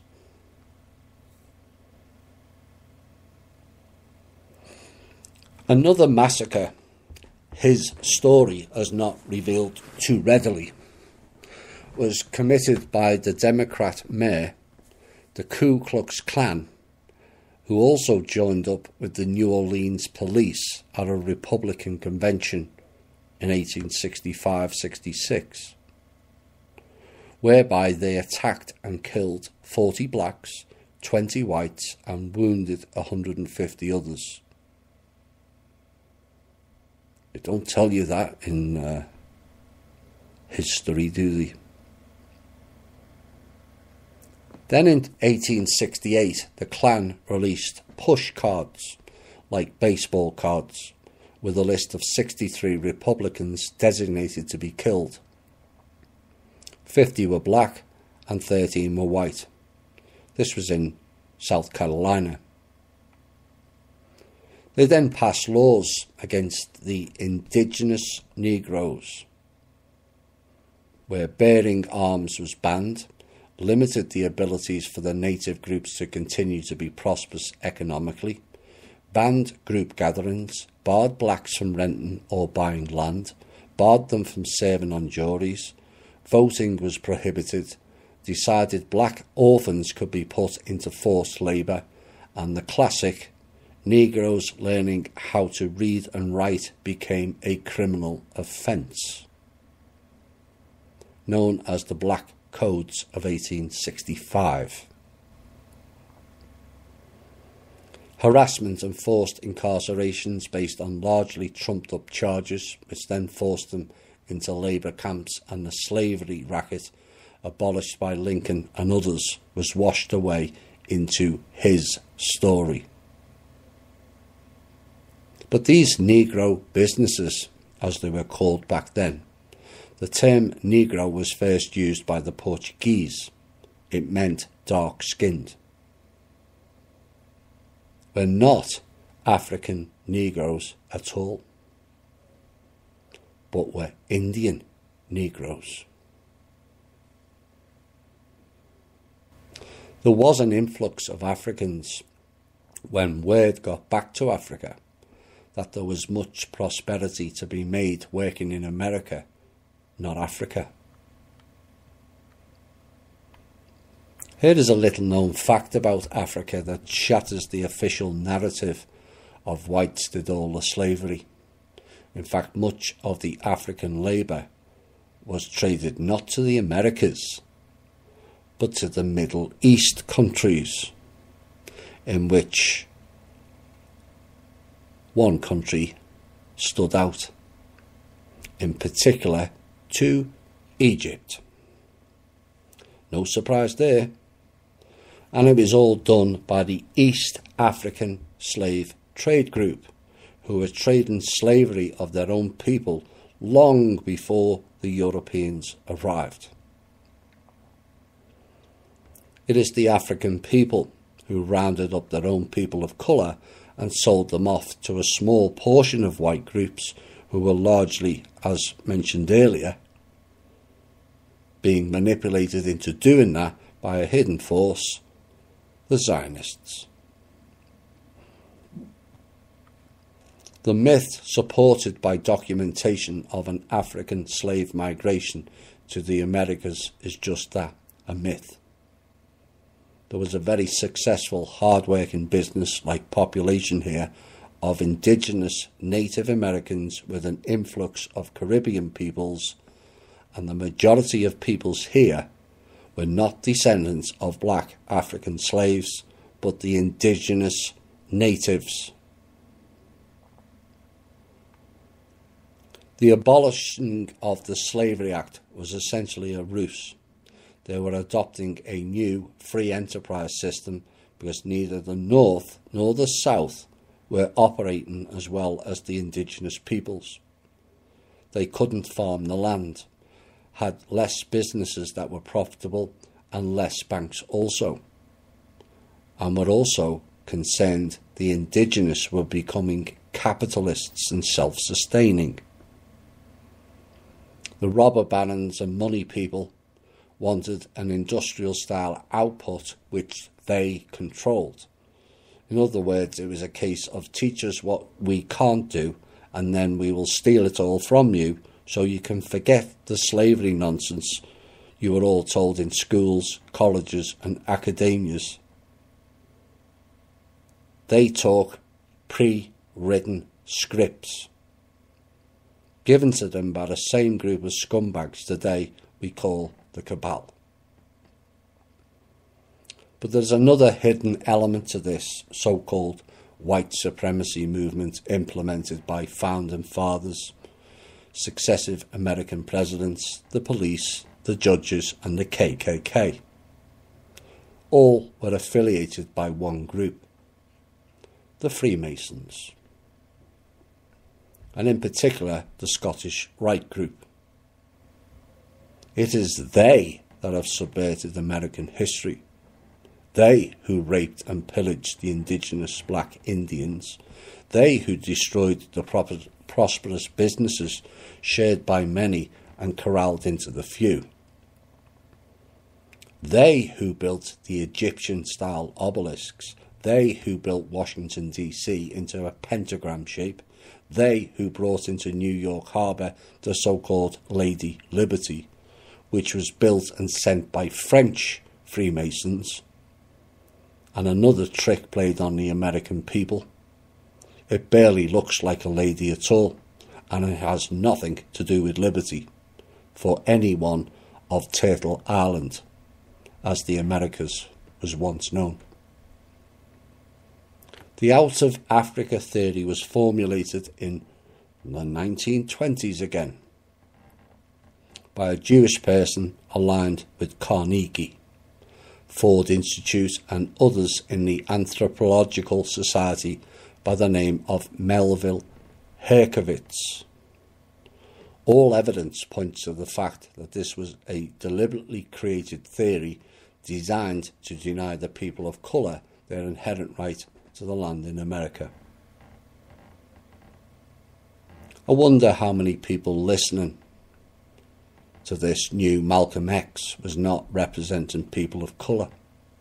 Oops. But he was representing the group known as the Nation of Islam. Look it up yourself.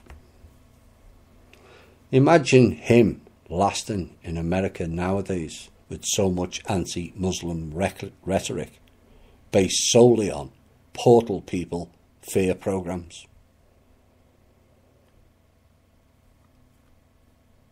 The question is, was Malcolm X a stooge for a future program of the Muslim Brotherhood? And for those that don't know, the Muslim Brotherhood is nothing to do with Muslims and everything to do with Langley 3, Obama and their divide and conquer tactics. It was George Washington who initiated the 1790 Census Act to document all peoples in America. People of colour came under one bracket, based on official guidelines set by the government. All records that would substantiate most people of colour were indigenous and not African between 1790 and 1890. But all of those records were erased in January 1921. Just 5 months before the American Holocaust we mentioned at the top of this piece, in a fire. Funny that, isn't it? How so many fires globally burnt so much history. You see, false flags have gone on a long time. All of this was perpetuated by a guy named Francis Galton and his sidekick Charles Darwin.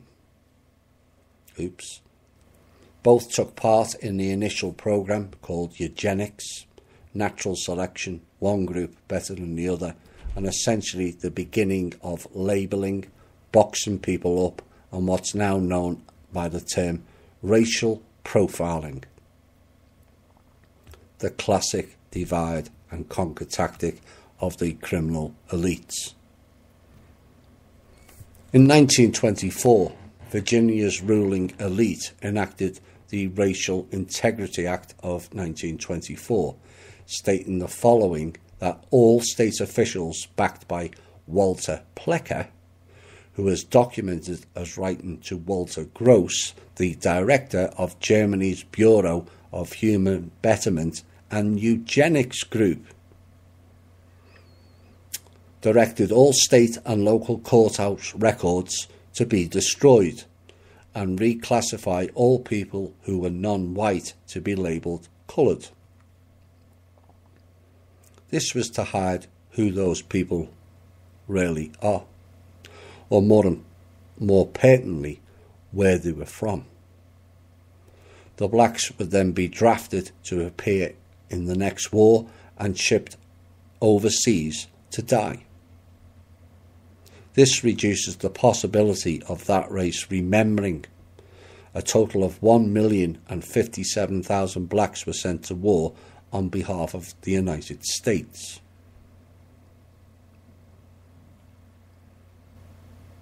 But 87% of soul dyers in that war were white, which is massively overpopulated compared to the demographic numbers at the time. Conveniently, detailed records were kept for all racial groups except the white race. The people calling themselves Native American from that date risked facing a 1-year jail sentence. All Indians were then classified as coloured. You see, it was all about the pseudoscience called eugenics. And you all thought that racial purity started with Hitler and the Nazis. Think again. This started before he was even born. It wasn't until the US Supreme Court in 1968 that forced Virginia to repeal the law, and the Virginia Racial Integrity Act of 1924 was overturned.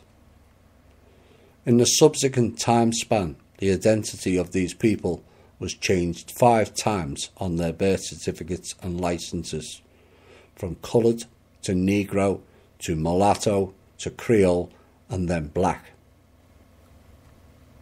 The reality is, in this country, despite what the fake genealogy tests tell you, yes, you, Ancestry.com and 23andMe, all fake.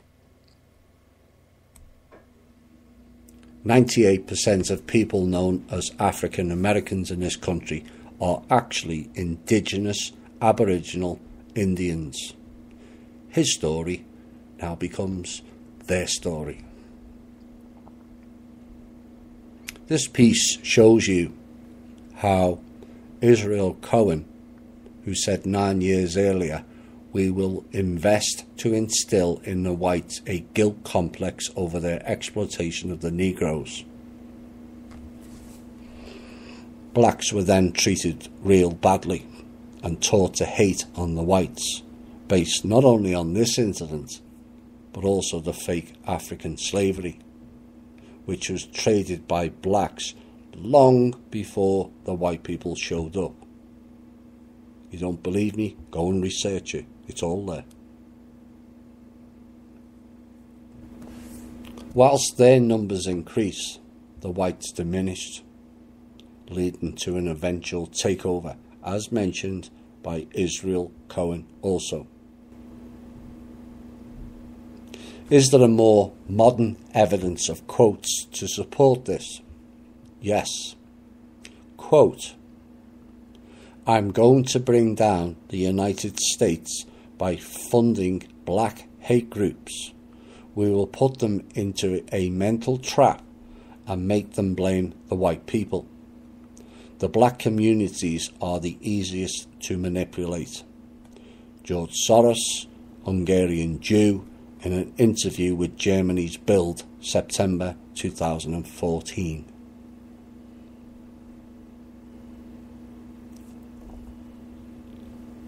So you can see every race and country has been used in this insidious game played by the dark forces.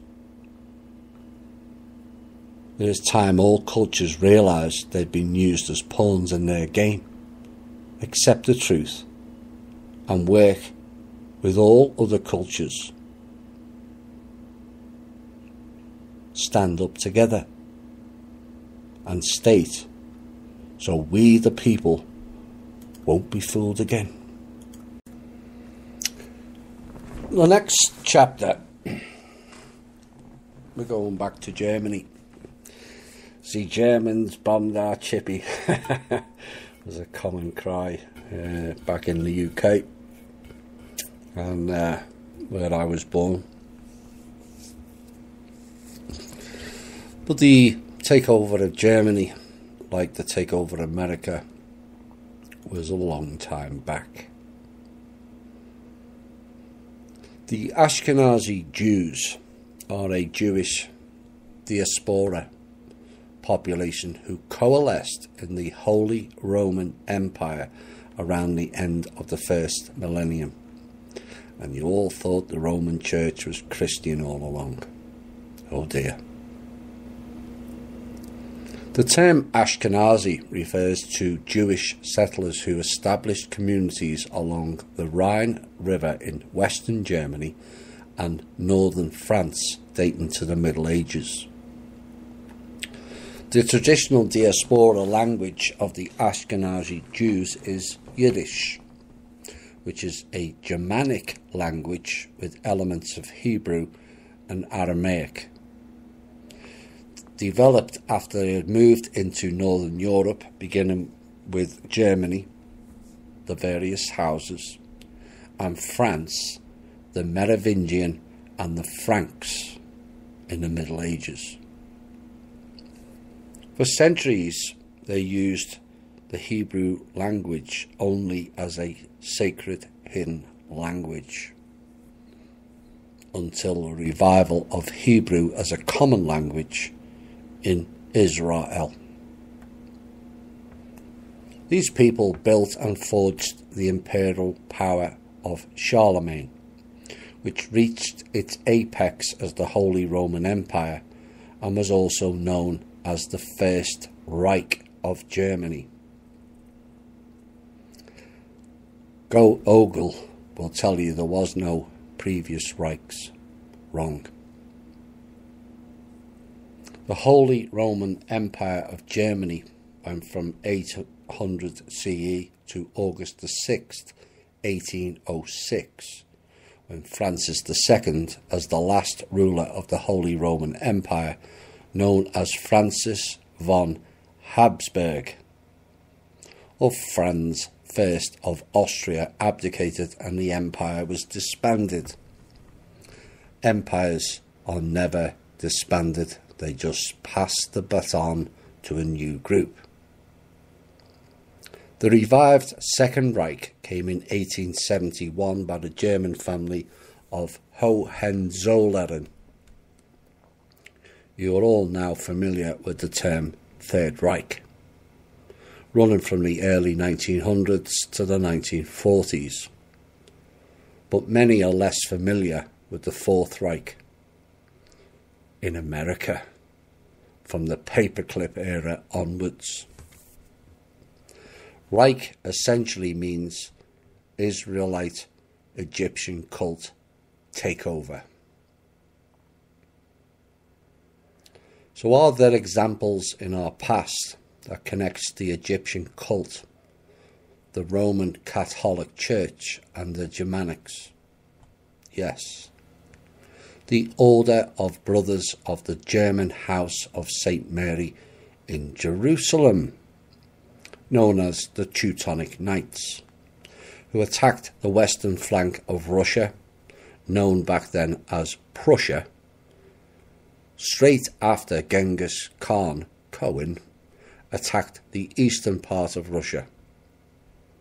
This was known as the Prussian Crusade in 1230, and they attacked again in the 1700s. Now essentially the region they were attacking was what was known as Prussia, was again all Aryan, and also the Teachers region.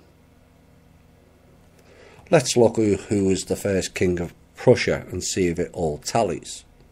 Frederick the Great, the first king of Prussia, practiced enlightened absolutism, which refers to the conduct and policies of European absolute monarchs during the 18th and 19th centuries.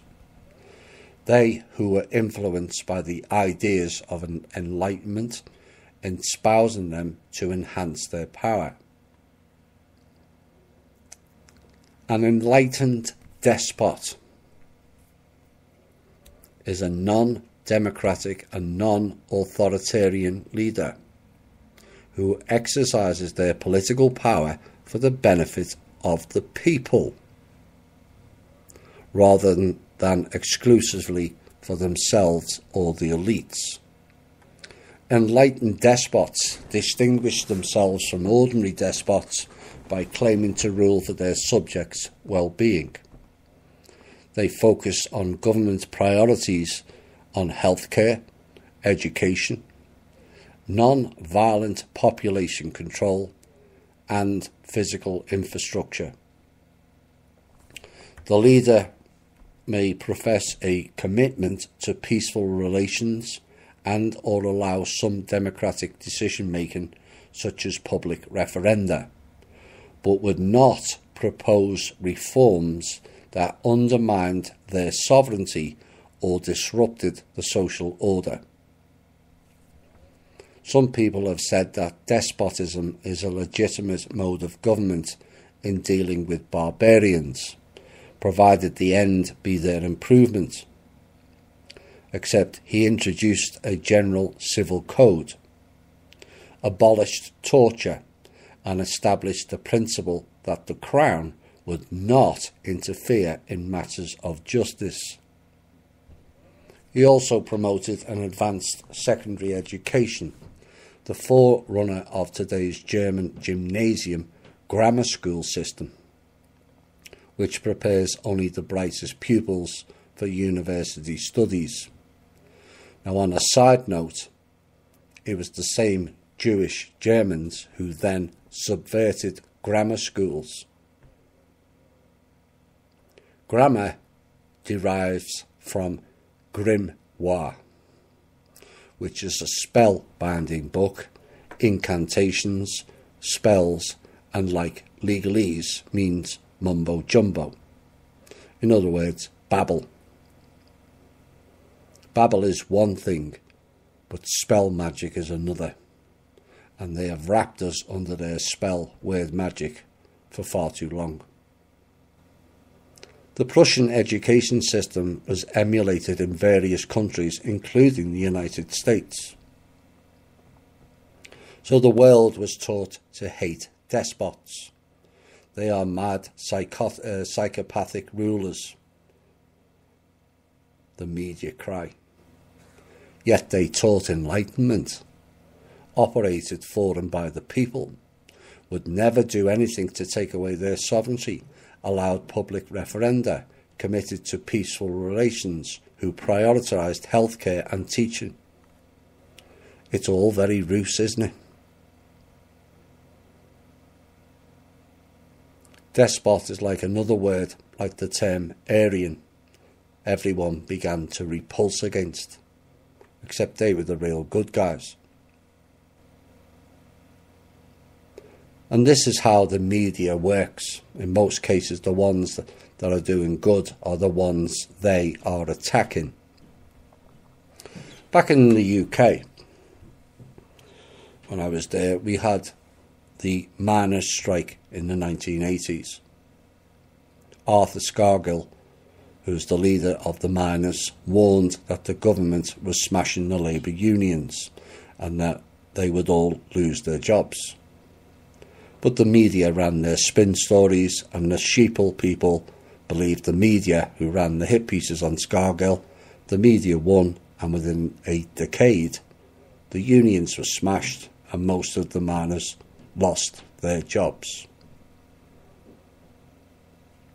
The media did a similar hit job in my hometown in the UK in the middle 1980s on Derek Hatton, who was a prominent council position back then and fought against the budget cuts against the city and vowed to protect jobs, services and build council homes for the poor in the city for the first time since World War II.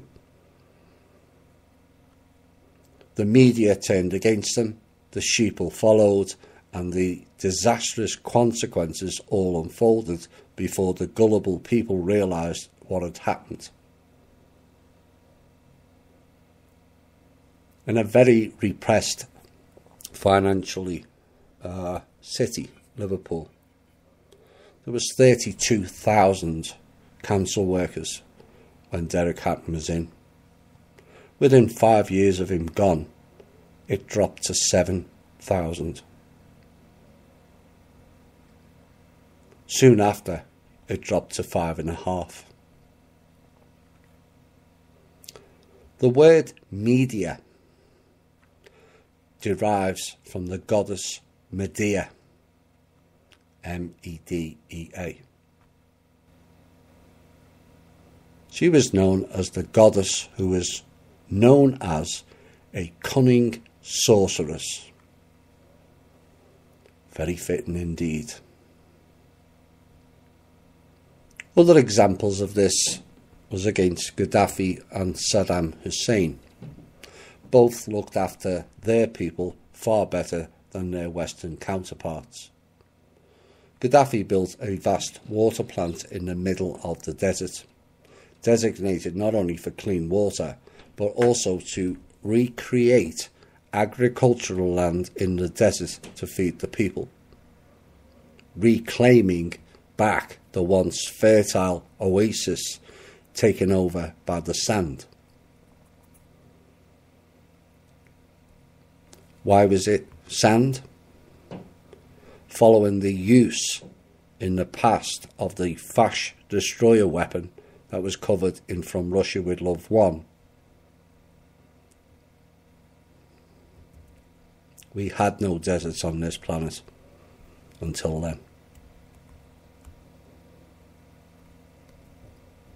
So what happened to Gaddafi's water plant?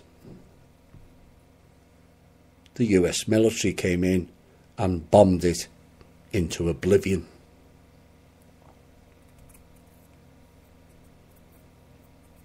So who was it that destroyed Prussia? The Germanic Teutonic Knights out of Jerusalem.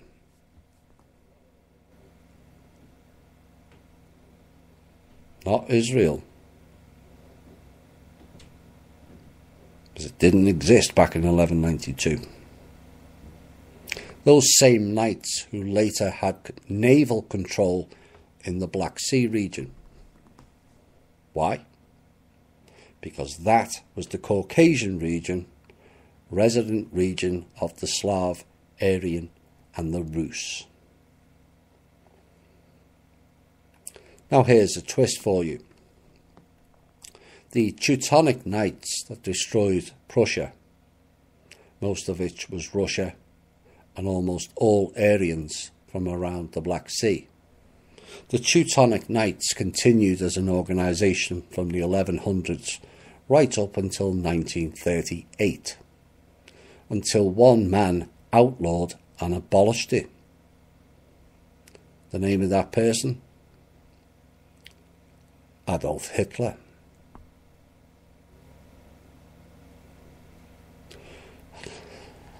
The question is, why would Hitler abolish a group who had defeated the so-called enemy, Russia, several times previously before World War II started?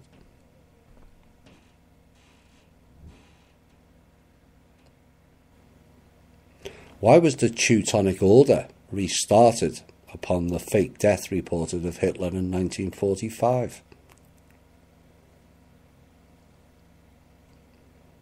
The question remains is it possible Hitler worked out what the system was trying to do and eliminate all whites? Again, you decide. This is what we do know about Hitler before the war started. He was throwing out the Jewish bankers that destroyed Germany. There was mass unemployment there. The German mark went from 4 to 1 British pound to 20,000 to 1 British pound. And he blamed the bankers' policies. Who controlled the banks in Germany? The Rothschilds, the head of the House of Israel, and also the bearer of Solomon's ring.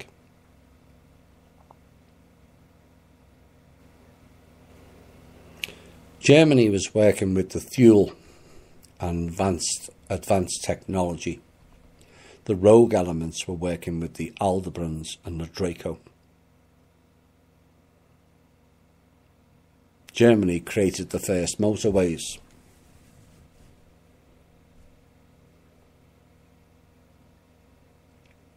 Proper roads designed for cars, goods and military transport, replacing tarmacked or cobblestone horse and cart tracks that was still in many parts of Europe at the time, in fact still is. Is it possible there were two plans and two operations going side by side, and that Hitler spotted the real plot was against Germany and Russia by these same banker merchants? As was done previously in the 1800s. Is it a coincidence that Russia was nuclear bombed? Yes, you heard that correct. The same year as America's War of 1812. That particular civil war was stated to be about trade routes and a treaty that was unpopular, which led to rallying points by, listen closely, pro-French Republicans led by Thomas Jefferson and James Madison, in wresting power from the pro-British Federalists led by George Washington and John Adams. Oh my. Two of the great American names, Thomas Jefferson fighting for the French, Rothschilds I might add, and George Washington for the British Rothschilds again. 36 years after America's so-called independence. Well, that piece shatters that illusion, doesn't it? Which country was it that came to feed and rescue America and Americans in that war? Russia. Oops. You see, all our history in every country is utter bullshittery from day one. Let's look more closely at the modern German leader, and more particularly her background. In 1868, Merkel joined the Free German Youth, the official communist youth movement, sponsored by the ruling Marxist-Leninist Social Union Party of Germany. Socialist means democrat, as mentioned earlier. Membership was nominally voluntary, but those who did not join found it difficult to gain admission to higher education. All about keeping it in-house, you see. House being the operative word. She did not participate in the secular coming-of-age ceremony, Jugendweihe, however, which was common in East Germany. Instead, she was just confirmed. Now, during this time, she participated in several compulsory courses on Marxism and Leninism, with their grades only being regarded as sufficient. Certainly not leader material, but you'll find out why later. Later at the Academy of Sciences, she became a member of its FDJ secretariat, and according to her former colleagues, she openly propagated Marxism as the Secretary for Agitation and Propaganda. Pro-pagan da. However, Merkel has denied this claim and stated that she was Secretary for Culture. You're not cultured. Which involved activities like obtaining theatre tickets and organising talks by visiting Soviet authors, inviting those nasty Russians into Germany. Oh my. She stated, "I can only rely on my memory. If something turns out to be different, I can live with that." It's not fully convincing, is it, Mrs. Merkel? Or Ms. Hitler? At school, she learned to speak Russian fluently and was awarded prizes for her proficiency in Russian and mathematics. Merkel was educated at the Karl Marx University in Leipzig. And here's the kicker.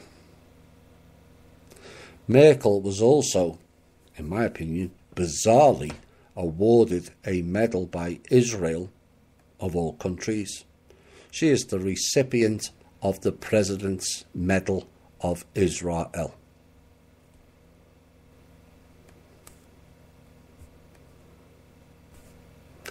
Questions arising from this, given Germany's recent history. The German people were taught to hate and subsequently fight Russia and hate Russians because they were communists. Why would they have as their leader a Russian-speaking communist? Why would Israel, who has spent the last 70 years hating on Germans, rubbing in the term Holocaust at every opportunity from 1957 onwards, then give a presidential medal to a German leader?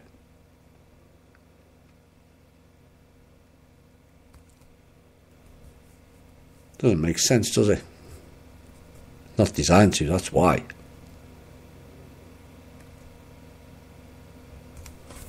Of course, communism has now been proven in these shows to not originate from Russia or the Russian people, but these Israelites,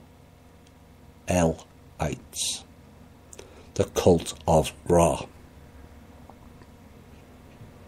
The answer is these people involved are not German or Jewish per se, but part of the same global cult designated to take over the world with their one world government. Hello darkness, my old friend.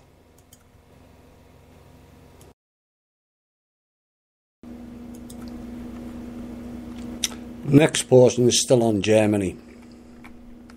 Is it possible the Germans were duped? Hitler was told that Germany was going to be the main country of the world. But was that not already decided by the ones called the Chosen Ones via the Balfour Declaration in 1919? The question to ask is, why would a country who were running on a white-only Aryan race policy attack another Aryan country like Russia, or attack another Aryan countries and peoples like Poland, Austria, the Slavs and the Slovaks, to name but a few? Does that really make any sense? Of course it doesn't. That means there is a hidden agenda program running behind it. Maybe we need to look closer at Heinrich Himmler for the real policy. They had a plan that also included the kidnapping of Eastern European children by Nazi Germany. Most Eastern European children were of Aryan descent. Sound familiar? The children harvesting again? History repeats, you see. Himmler stated, quote, "Obviously in such a mixture of peoples there will always be some racially good types." Eugenics again. "Therefore I think that it is our duty to take their children with us, to remove them from their environment, if necessary by robbing or stealing them." All very reminiscent of the child sacrifices in Solomon's and Herod temples, is it not? He went on, "Either we win over any good blood that we can use for ourselves and give it a place in our people, or we destroy that blood." It's the eugenics program again. The racially valuable, quote unquote, children were to be removed from all contact with Poles and raised as Germans, with German names. This was for a later program of inserting them peoples into positions of power. The elites love their name changes, usually by changing vowels, but it's not always the case. Himmler declared, "We have faith above all in this our own blood, which has flowed into a foreign nationality through the vicissitudes of German history." Again, history repeats of the Kali Ma, blacks being told to mix with whites for voodoo enhancement back in the Garden of Eden, which was in India, the original one. There has been 4. It was covered in the previous 1, 2 or 3. 1 and 2, I think. He went on, "We are convinced that our own philosophy and ideals will reverberate into the spirit of these children who racially belong to us. The children were to be adopted by German families.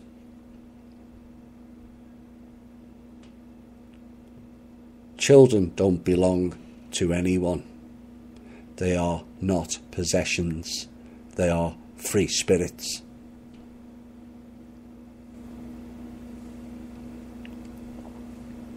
The children who passed the muster at first were later rejected, were taken to Kinder KZ in Lodz ghetto, where most of them eventually died.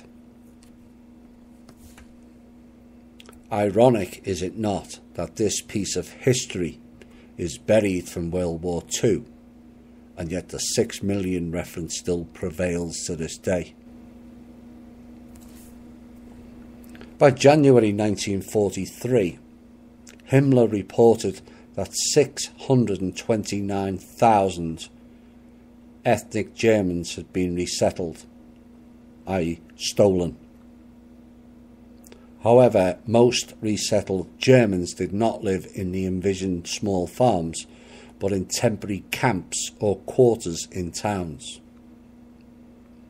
500,000 residents of the annexed Polish territories, as well as from Slovenia, Alsace, Lorraine, and Luxembourg, were deported to the general government or sent to Germany as slave labour. Luxembourg, funny enough, was owned by Anna von Wright's family line, the Habsburgs, from 1477. So why would they remove and delete their own so-called people? Could Hitler have possibly been duped into a program he was unaware of by Himmler and his SS crew, who appeared to have been isolated from Hitler? And is there evidence to support this? Maybe the next piece will define that. Himmler had a lifelong interest in occultism, interpreting Germanic neo-pagan, which is why they coined the term propaganda, pro-pagan da. Da means skin. Pro-pagan skin. And Volkish beliefs to promote the racial policy of Nazi Germany and incorporating esoteric symbolism and rituals into the SS. Like the swastika. That's not a Nazi symbol. Volkish means nationalist, as in National Zionist. N-A-Z-I, as in Nazi. So it's not German or Germany. It's a program proliferated through every country. First two letters of national, first two letters of Zionist. N-A-Z-I, Nazi. So you think Zionists is just Jewish?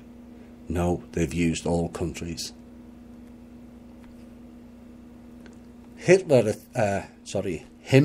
not Hitler, attempted to open peace talks with the Western Allies without Hitler's knowledge shortly before the end of the war. Hearing of this, Hitler dismissed him from all his posts in April 1945 and ordered his arrest.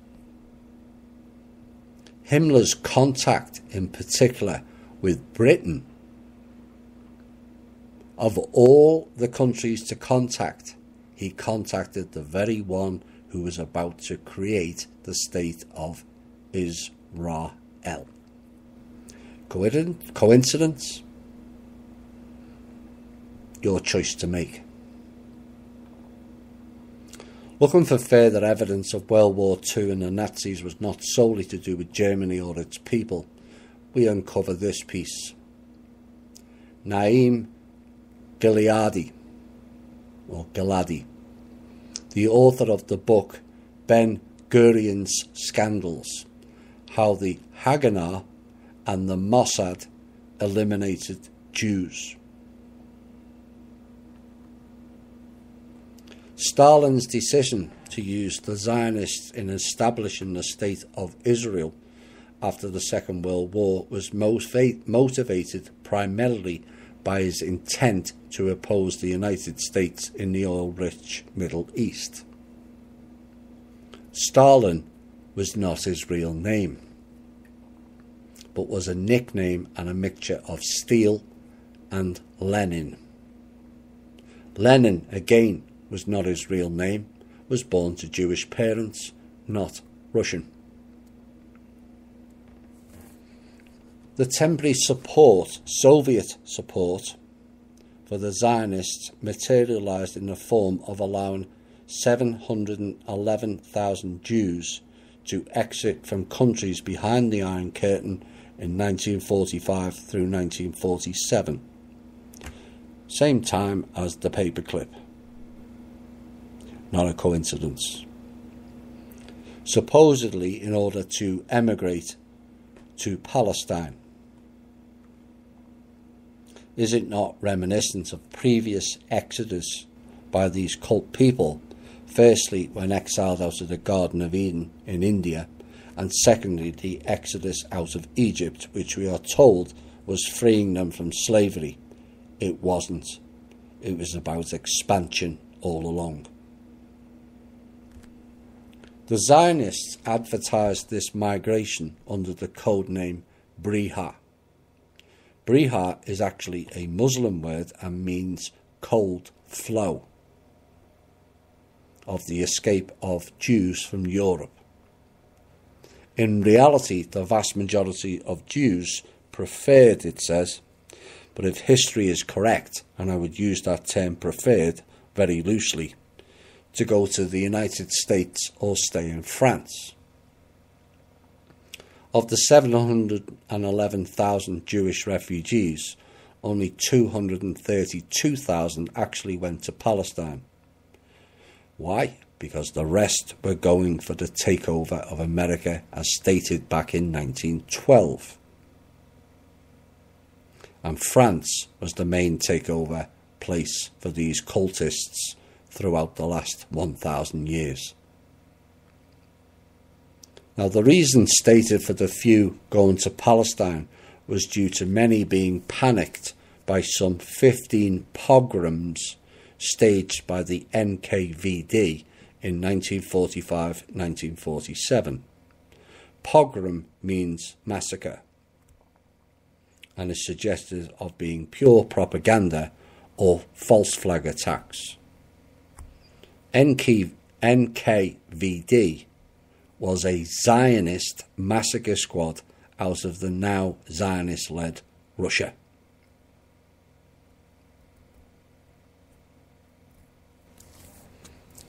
This is another example of what Henry Ford stated earlier. When the powerful Jew is at last traced and his hand revealed, then comes the ready cry of persecution, and it echoes through the world's press. Except they use that on their own so-called people, their own people.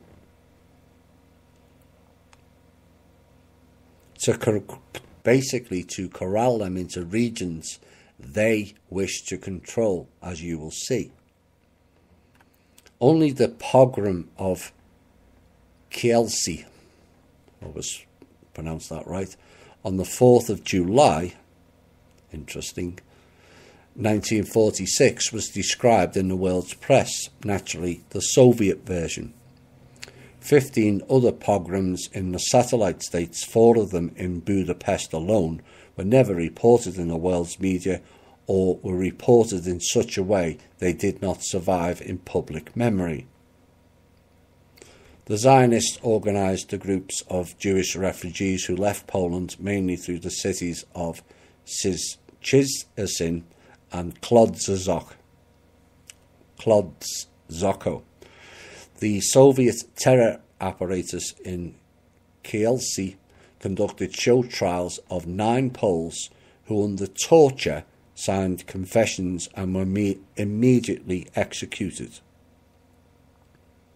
Later, their families provided evidence that none of the executed men were present in THI on the 4th of July 1946. The bishop of that region, Mr. Kaczmarek, was tortured for 40 hours and lost 19 teeth before Jewish security officers were able to extract him an incriminating statement. They acted under the supervision of Colonel Joseph Rozansky Goldberg, Director of the Ministry of National Security, MBP, who wrote a threatening note to Bishop Kaczmarek: "I have smashed the faces of lawyers, and I warn you, Bishop, not to ever seek legal help." The Soviet Jewish terror apparatus organised the departure for Palestine of Jewish war veterans and provided them with weapons manufactured in Czechoslovakia. In March 1947, the Soviet Union, represented by Andrei Gromyko, was the first member state of the United Nations to demand the partition of Palestine and creation thereof the State of Israel as a new member of the UN. Don't think America was taken over by then. Mr. Gromyko began his work at the Soviet Embassy in Washington, D.C., one of the Soviet Union's most important diplomatic posts. In 1943, at the age of just 34, he was made Soviet ambassador to the United States. The American takeover by then had begun. The UN authorised the partition of Palestine in November 1947, and on May the 14th, 1948, the state of Israel was founded. In exchange for helping to bring the United States into the First World War, the British proclaimed Palestine as a Jewish homeland. This was done in a letter on November the 2nd, 1917, written by the Foreign Secretary Arthur Balfour to the chief Zionist in Great Britain, Walter Rothschilds. So when you consider who really took over Russia during the so-called Bolshevik Revolution that had nothing to do with Russians and everything to do with a Zionist political ideology, zero to do with the Jews or their religion, even though the latter is fairly insidious to humanity, you begin to see the picture. What his story won't tell you is Hitler twice arranged for the safe transportation of the Jewish people. Remember, his mother was a Jew.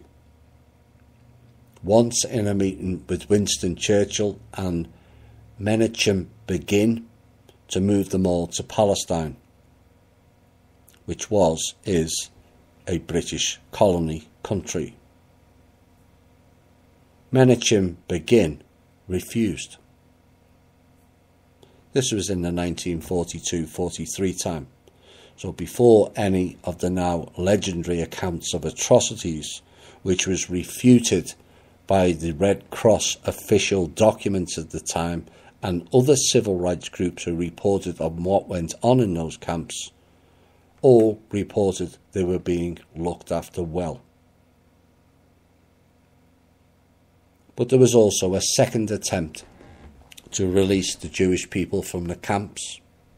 A 50 cents per head deal to return all of them to wherever required was made to the Rothschilds, which they also refused to undertake. And again, you see the picture here when you have an open mind. 2 attempts to remove and save the Jewish people from the so-called death camps, and both were refused by the so-called people of their own ilk.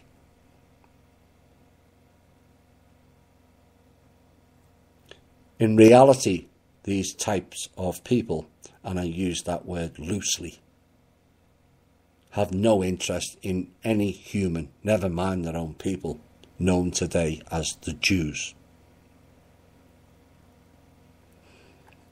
The question is, why did the world's media from 1880 to early 1940s mention the term 6 million Jews on 138 separate occasions on their publications? Why that figure?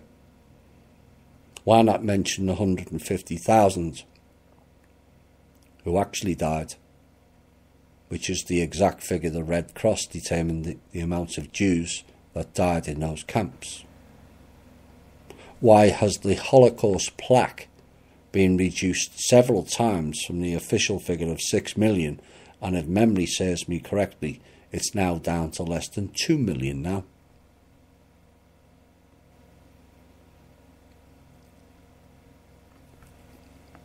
Look, killing one Jewish person to me is too much. But I will repeat again, this is not anti-Jewish. This is all about how the control system uses certain peoples and countries for their own agenda. They care not about any peoples or any country, and only how they can leverage it in a way for their total gains. Israel, as it was called by the Elites, mainly out of Britain, via the Balfour Declaration, where they were paying homage to their gods, Isis, Ra, El. El means God, as does Al, Aka, Allah. So when you hear it's the Jews doing this or that, stop and think. It is the system using the Jews to do this or that. Do not blame the people or the region. The British establishment told all in their hymn they were creating what is essentially a military and off-world base in the Middle East with the song Jerusalem. And was Jerusalem builded here in England's green and pleasant land 200 years before the country or state of Israel? The answer is yes. It was by the Balfour family in league with the Rothschilds. The current Jerusalem is the third of that name. The original was Jerusalem and was in Russia, founded by the Urs, like the Ural Mountains and several other names beginning with The second Jerusalem was created by Constantine, who was a Brit, and was more commonly known as Constantinople. So you see, Jerusalem is not a fixed place, but it's transient. So don't blame the Jews for all the ills in the world. These issues were created for them in a massive finger-pointing blame game. But the Jewish people really need to ditch the Talmud book altogether, as it's beyond disgusting the narrative out of that book. That book was not created by Jews, but given to them to follow their Anunnaki overlords like Abraham, Enoch, Moses and Noah. And it's time the Jewish people started to see through the illusion and realise they'd been played badly. This will be the final piece of part 4. Maybe this final piece will make things clearer for the Jewish people. And I'll tell you what did originate out of Africa, and in particular Egypt. Not once, but twice. The bubonic plague, known as the Black Death, that killed an estimated 25 million people in Europe in the 1300s. 25 million at the time was 1/4 of the world's known population then. During excavations around Tutankhamun and Akhenaten, archaeologists found cat fleas and also rat fleas, and wondered whether this was the origin of the plague in the 1300s. They went in search of other clues and found them on the Nile River, dating back 16 to 17,000 years ago. 16,500 years ago, what happened? Oops. A papyrus dated 1500 BC also explained the same symptoms of plague then, which ties into the migration of the Egyptian cult people. The origin of that plague, the original one, India, and a black rat endemic to that country. What are the chances of a major world event in the past coming out of the two countries mentioned in this series happening twice? India and Egypt. I suspect strongly there was dark magic involved in this at the very least. And also the fake gods in alignment with their genetically advanced off-world brethren were behind these plagues for the benefit of one particular people. Let's look at some of the scriptures. This is what the Lord, the God of the Jews, says. Quote, "How long will you refuse to humble yourself before me? Let my people go so that they may worship me. If you refuse to let them go, I will bring locusts into your country tomorrow. They will cover the face of the ground so that it cannot be seen. They will devour what little you have left after the hail, including every tree that is growing in your fields. They will fill your houses and those of all your officials and all the Egyptians." Could it be that the Egyptian peoples of that time worked out these dark magician Kalimar peoples and then held them hostage to prevent their spread?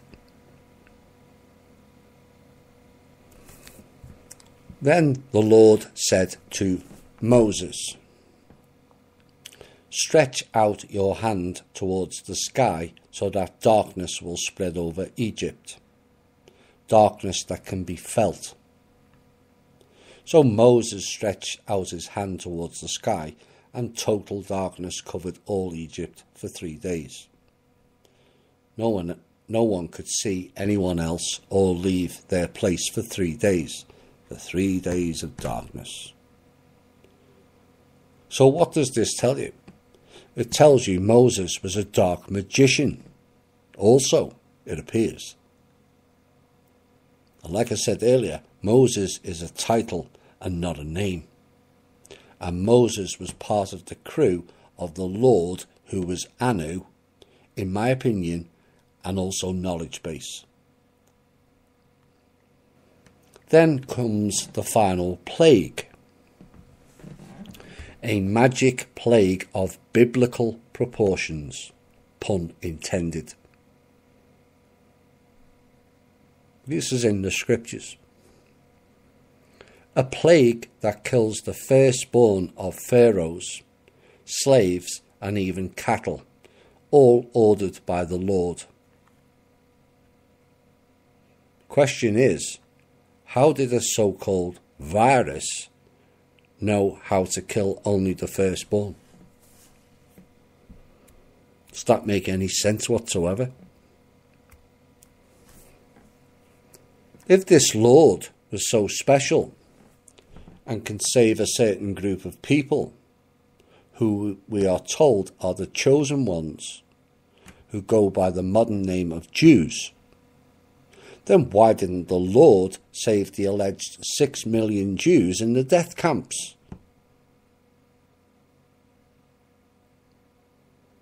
Because they, the Jews, are not the same people, is why. Again, it doesn't make any sense. Those people who are saved, we are told, were neither Jews or your everyday follower. And I suspect many of these so-called Jews of that time were not actually human at all. These entities went on to write the books and history for us all to follow, except none of it makes any sense whatsoever. From the books, the Lord and Moses can make bad things happen. Yet neither, it appears, can make good things happen. Do people not ask why that is?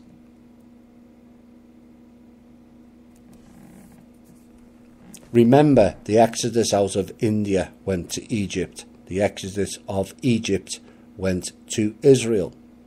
Or so we were told. Except they never. They went to Jordan. Not modern-day Israel. These were the migrations of the cult of the Kali Ma, bringing with them the dark magic. It was all about passing the baton of control to different regions and their expansions. Egypt to the house of, not the country of, Israel. Is there evidence to support that? Well, in the scriptures it tells you of who ordered the 10 plagues against Egypt. Yahweh, the God of Israel.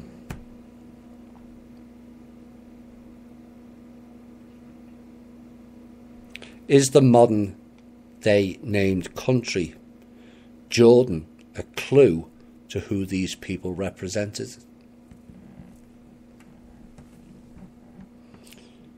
Jor, J-O-R, is the Egyptian name for Horus. Dan, of course, is known as the tribe of Dan. What is the capital of Jordan? Ammon. Ammon-Ra.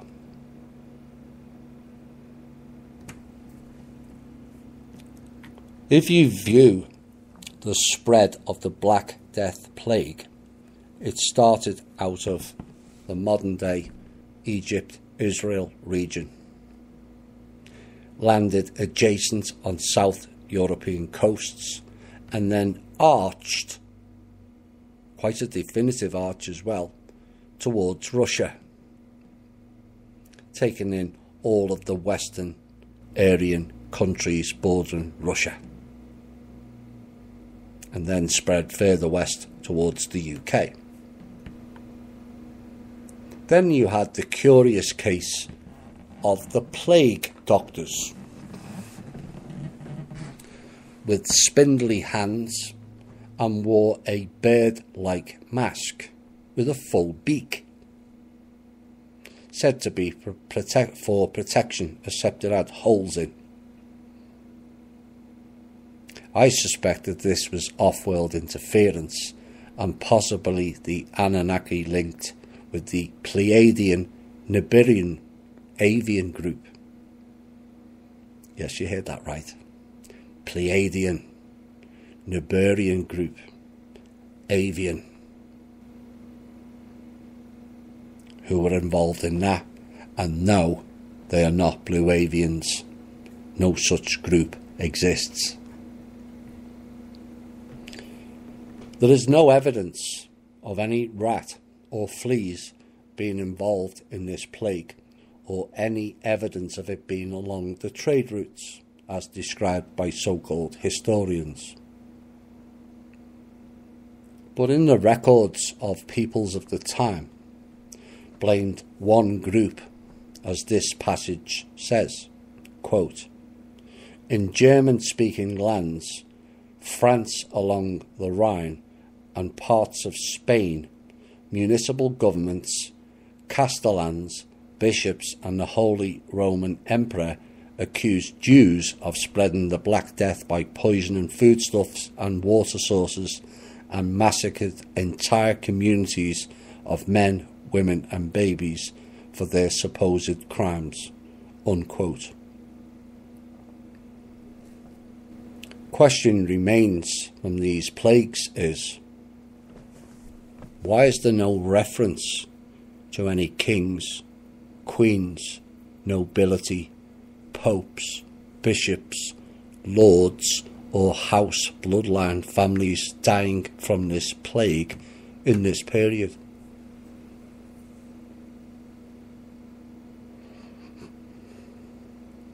Kind of curious in a conspiracy way, is it not?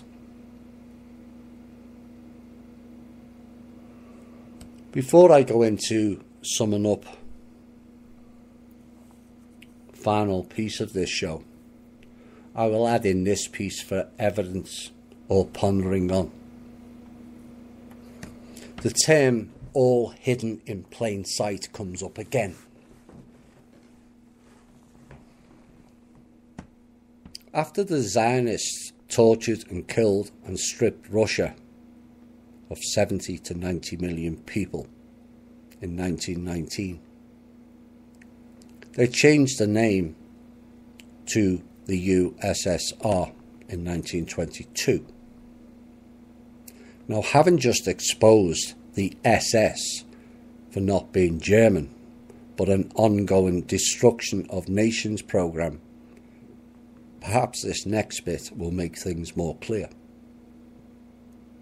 The term U, SS and R, the SS being the prominent letters, a bit like the OSS. Hello, Langley. But if you remove the SS, what are you left with?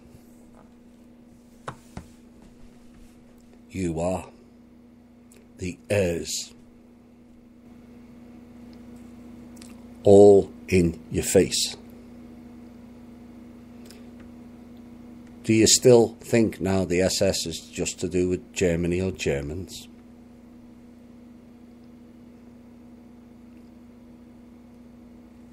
This completes part 4 of my Russia with Love series.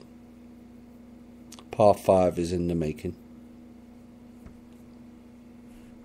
In many aspects, it's all right there in your face, and you can choose to ignore it or hide behind the racism card, or face up to reality. These dark forces, masquerading under the term Jews today, have been against the heirs, meaning the originals, as far back as 110,000 years ago, when they destroyed the continent of the Arya, more commonly known as Hyperborea. 7,500 years ago was the destruction of the Aryan Atlantis. 5,000 years ago there was another conflict in the original Garden of Eden. 1,000 years ago they killed the real Jesus, Radomir, and ultimately his wife, Mary Magdalene, both of which were Rus, Aryan, and quite possibly part of the heirs teachers who came down from the Ursa Minor constellation. 800 years ago, with Genghis Khan, real name Cohen, did another mass ritual sacrifice on the Rus and the Aryans. along with the Teutonic Knights out of Jerusalem. In the 1300s, they introduced the plague across mainly Central and Eastern European regions. Again, the regions of the Rus and the Aryan population. In the 1500s, the Catholic Church was torturing and murdering another Ers teacher, Anna, and wiping out the Cathars, and also Mary and Radomir's offspring line. In the 1800s, the nuclear bombing of Russia. The 1900s, deleting the Russian Tsar line, except not all were eliminated. The 1900s brought the loss of 70 to 90 million Rus and created communism that has got nothing to do with Russia and everything to do with these people masquerading as Jews, as stated by the Israel Cohen piece earlier. They then went on to the Slavonic regions, including Germany, and eliminated many of them also. Played the Aryan race card that all whites are only supremacists, when if you go back 5,000 years ago, they, the Rus, Aryans, all white, came in peace to teach, not to destroy or eliminate. Rus Aryans held all of Russia, most of China, large parts of India, the Caucasian region, 2/3 of Europe, plus Iran, and into the Americas. None of it was achieved by violence. Then came the fake Cold War, which was against communism, we were told, and yet China wasn't included. Except again, as the Israel Cohen piece proves, communism is a Jewish Zionist propaganda machine, not Russian, not Chinese, or Vietnamese either. And now we have the propaganda in the Portal People news of Russian collusion, which despite being known and subsequently being proven as fake, it rumbled on for half of a presidential term. Subsequently and conveniently lost amongst all this carnage and programme is the fact that the white population who originated from the north and the Rus has gone from 30+% of the world demographics down to 12% in under 100 years. And if NATO, which is an anagram of Aton, another Egyptian god, and no, that is not a coincidence, has its way, that 12% will plunge to the point of extinction. Who are NATO always readying to attack? That same country again, Russia. Like I said earlier, where are the Save the Whites banners, the memes, the charities or groups? Oh, they do exist, but they are branded by the Dark Force think tank groups as right-wing, fascist, supremacist, violent and hate-filled groups, so the public turn away from it. Because the majority of the public will only read the headline and don't dig deeper into the narrative.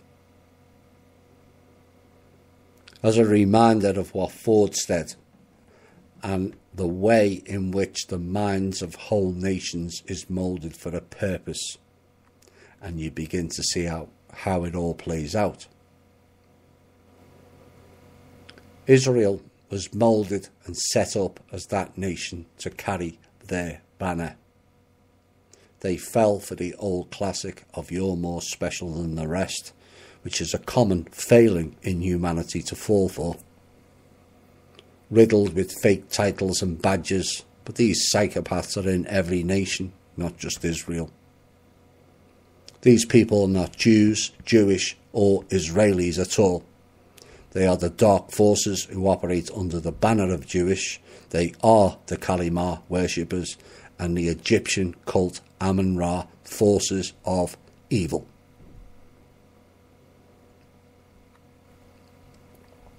Hiding in churches, fraternities, brotherhoods, Freemasons and other secret societies who are desecrating the whole of humanity with their satanic propensity to dabble in the dark arts, produce mass genocide, ritual sacrifice and the most heinous levels of crime ever witnessed. But a final reminder, if you're all hating on Jews for this, if you are, your thinking is at portal people level. In other words, beyond stupid. Find out the real truth behind it. And the vast majority of peoples known as the Jews have been lied to, played for fools, and used as pawns in the worst game this planet has ever witnessed. We need to embrace those people, teach them, not denigrate them. Just like the Urs, the Rus and the Aryans did all those years ago. This has been the Truth, Honour and Integrity Show. My name's Thomas Williams. Bye for now.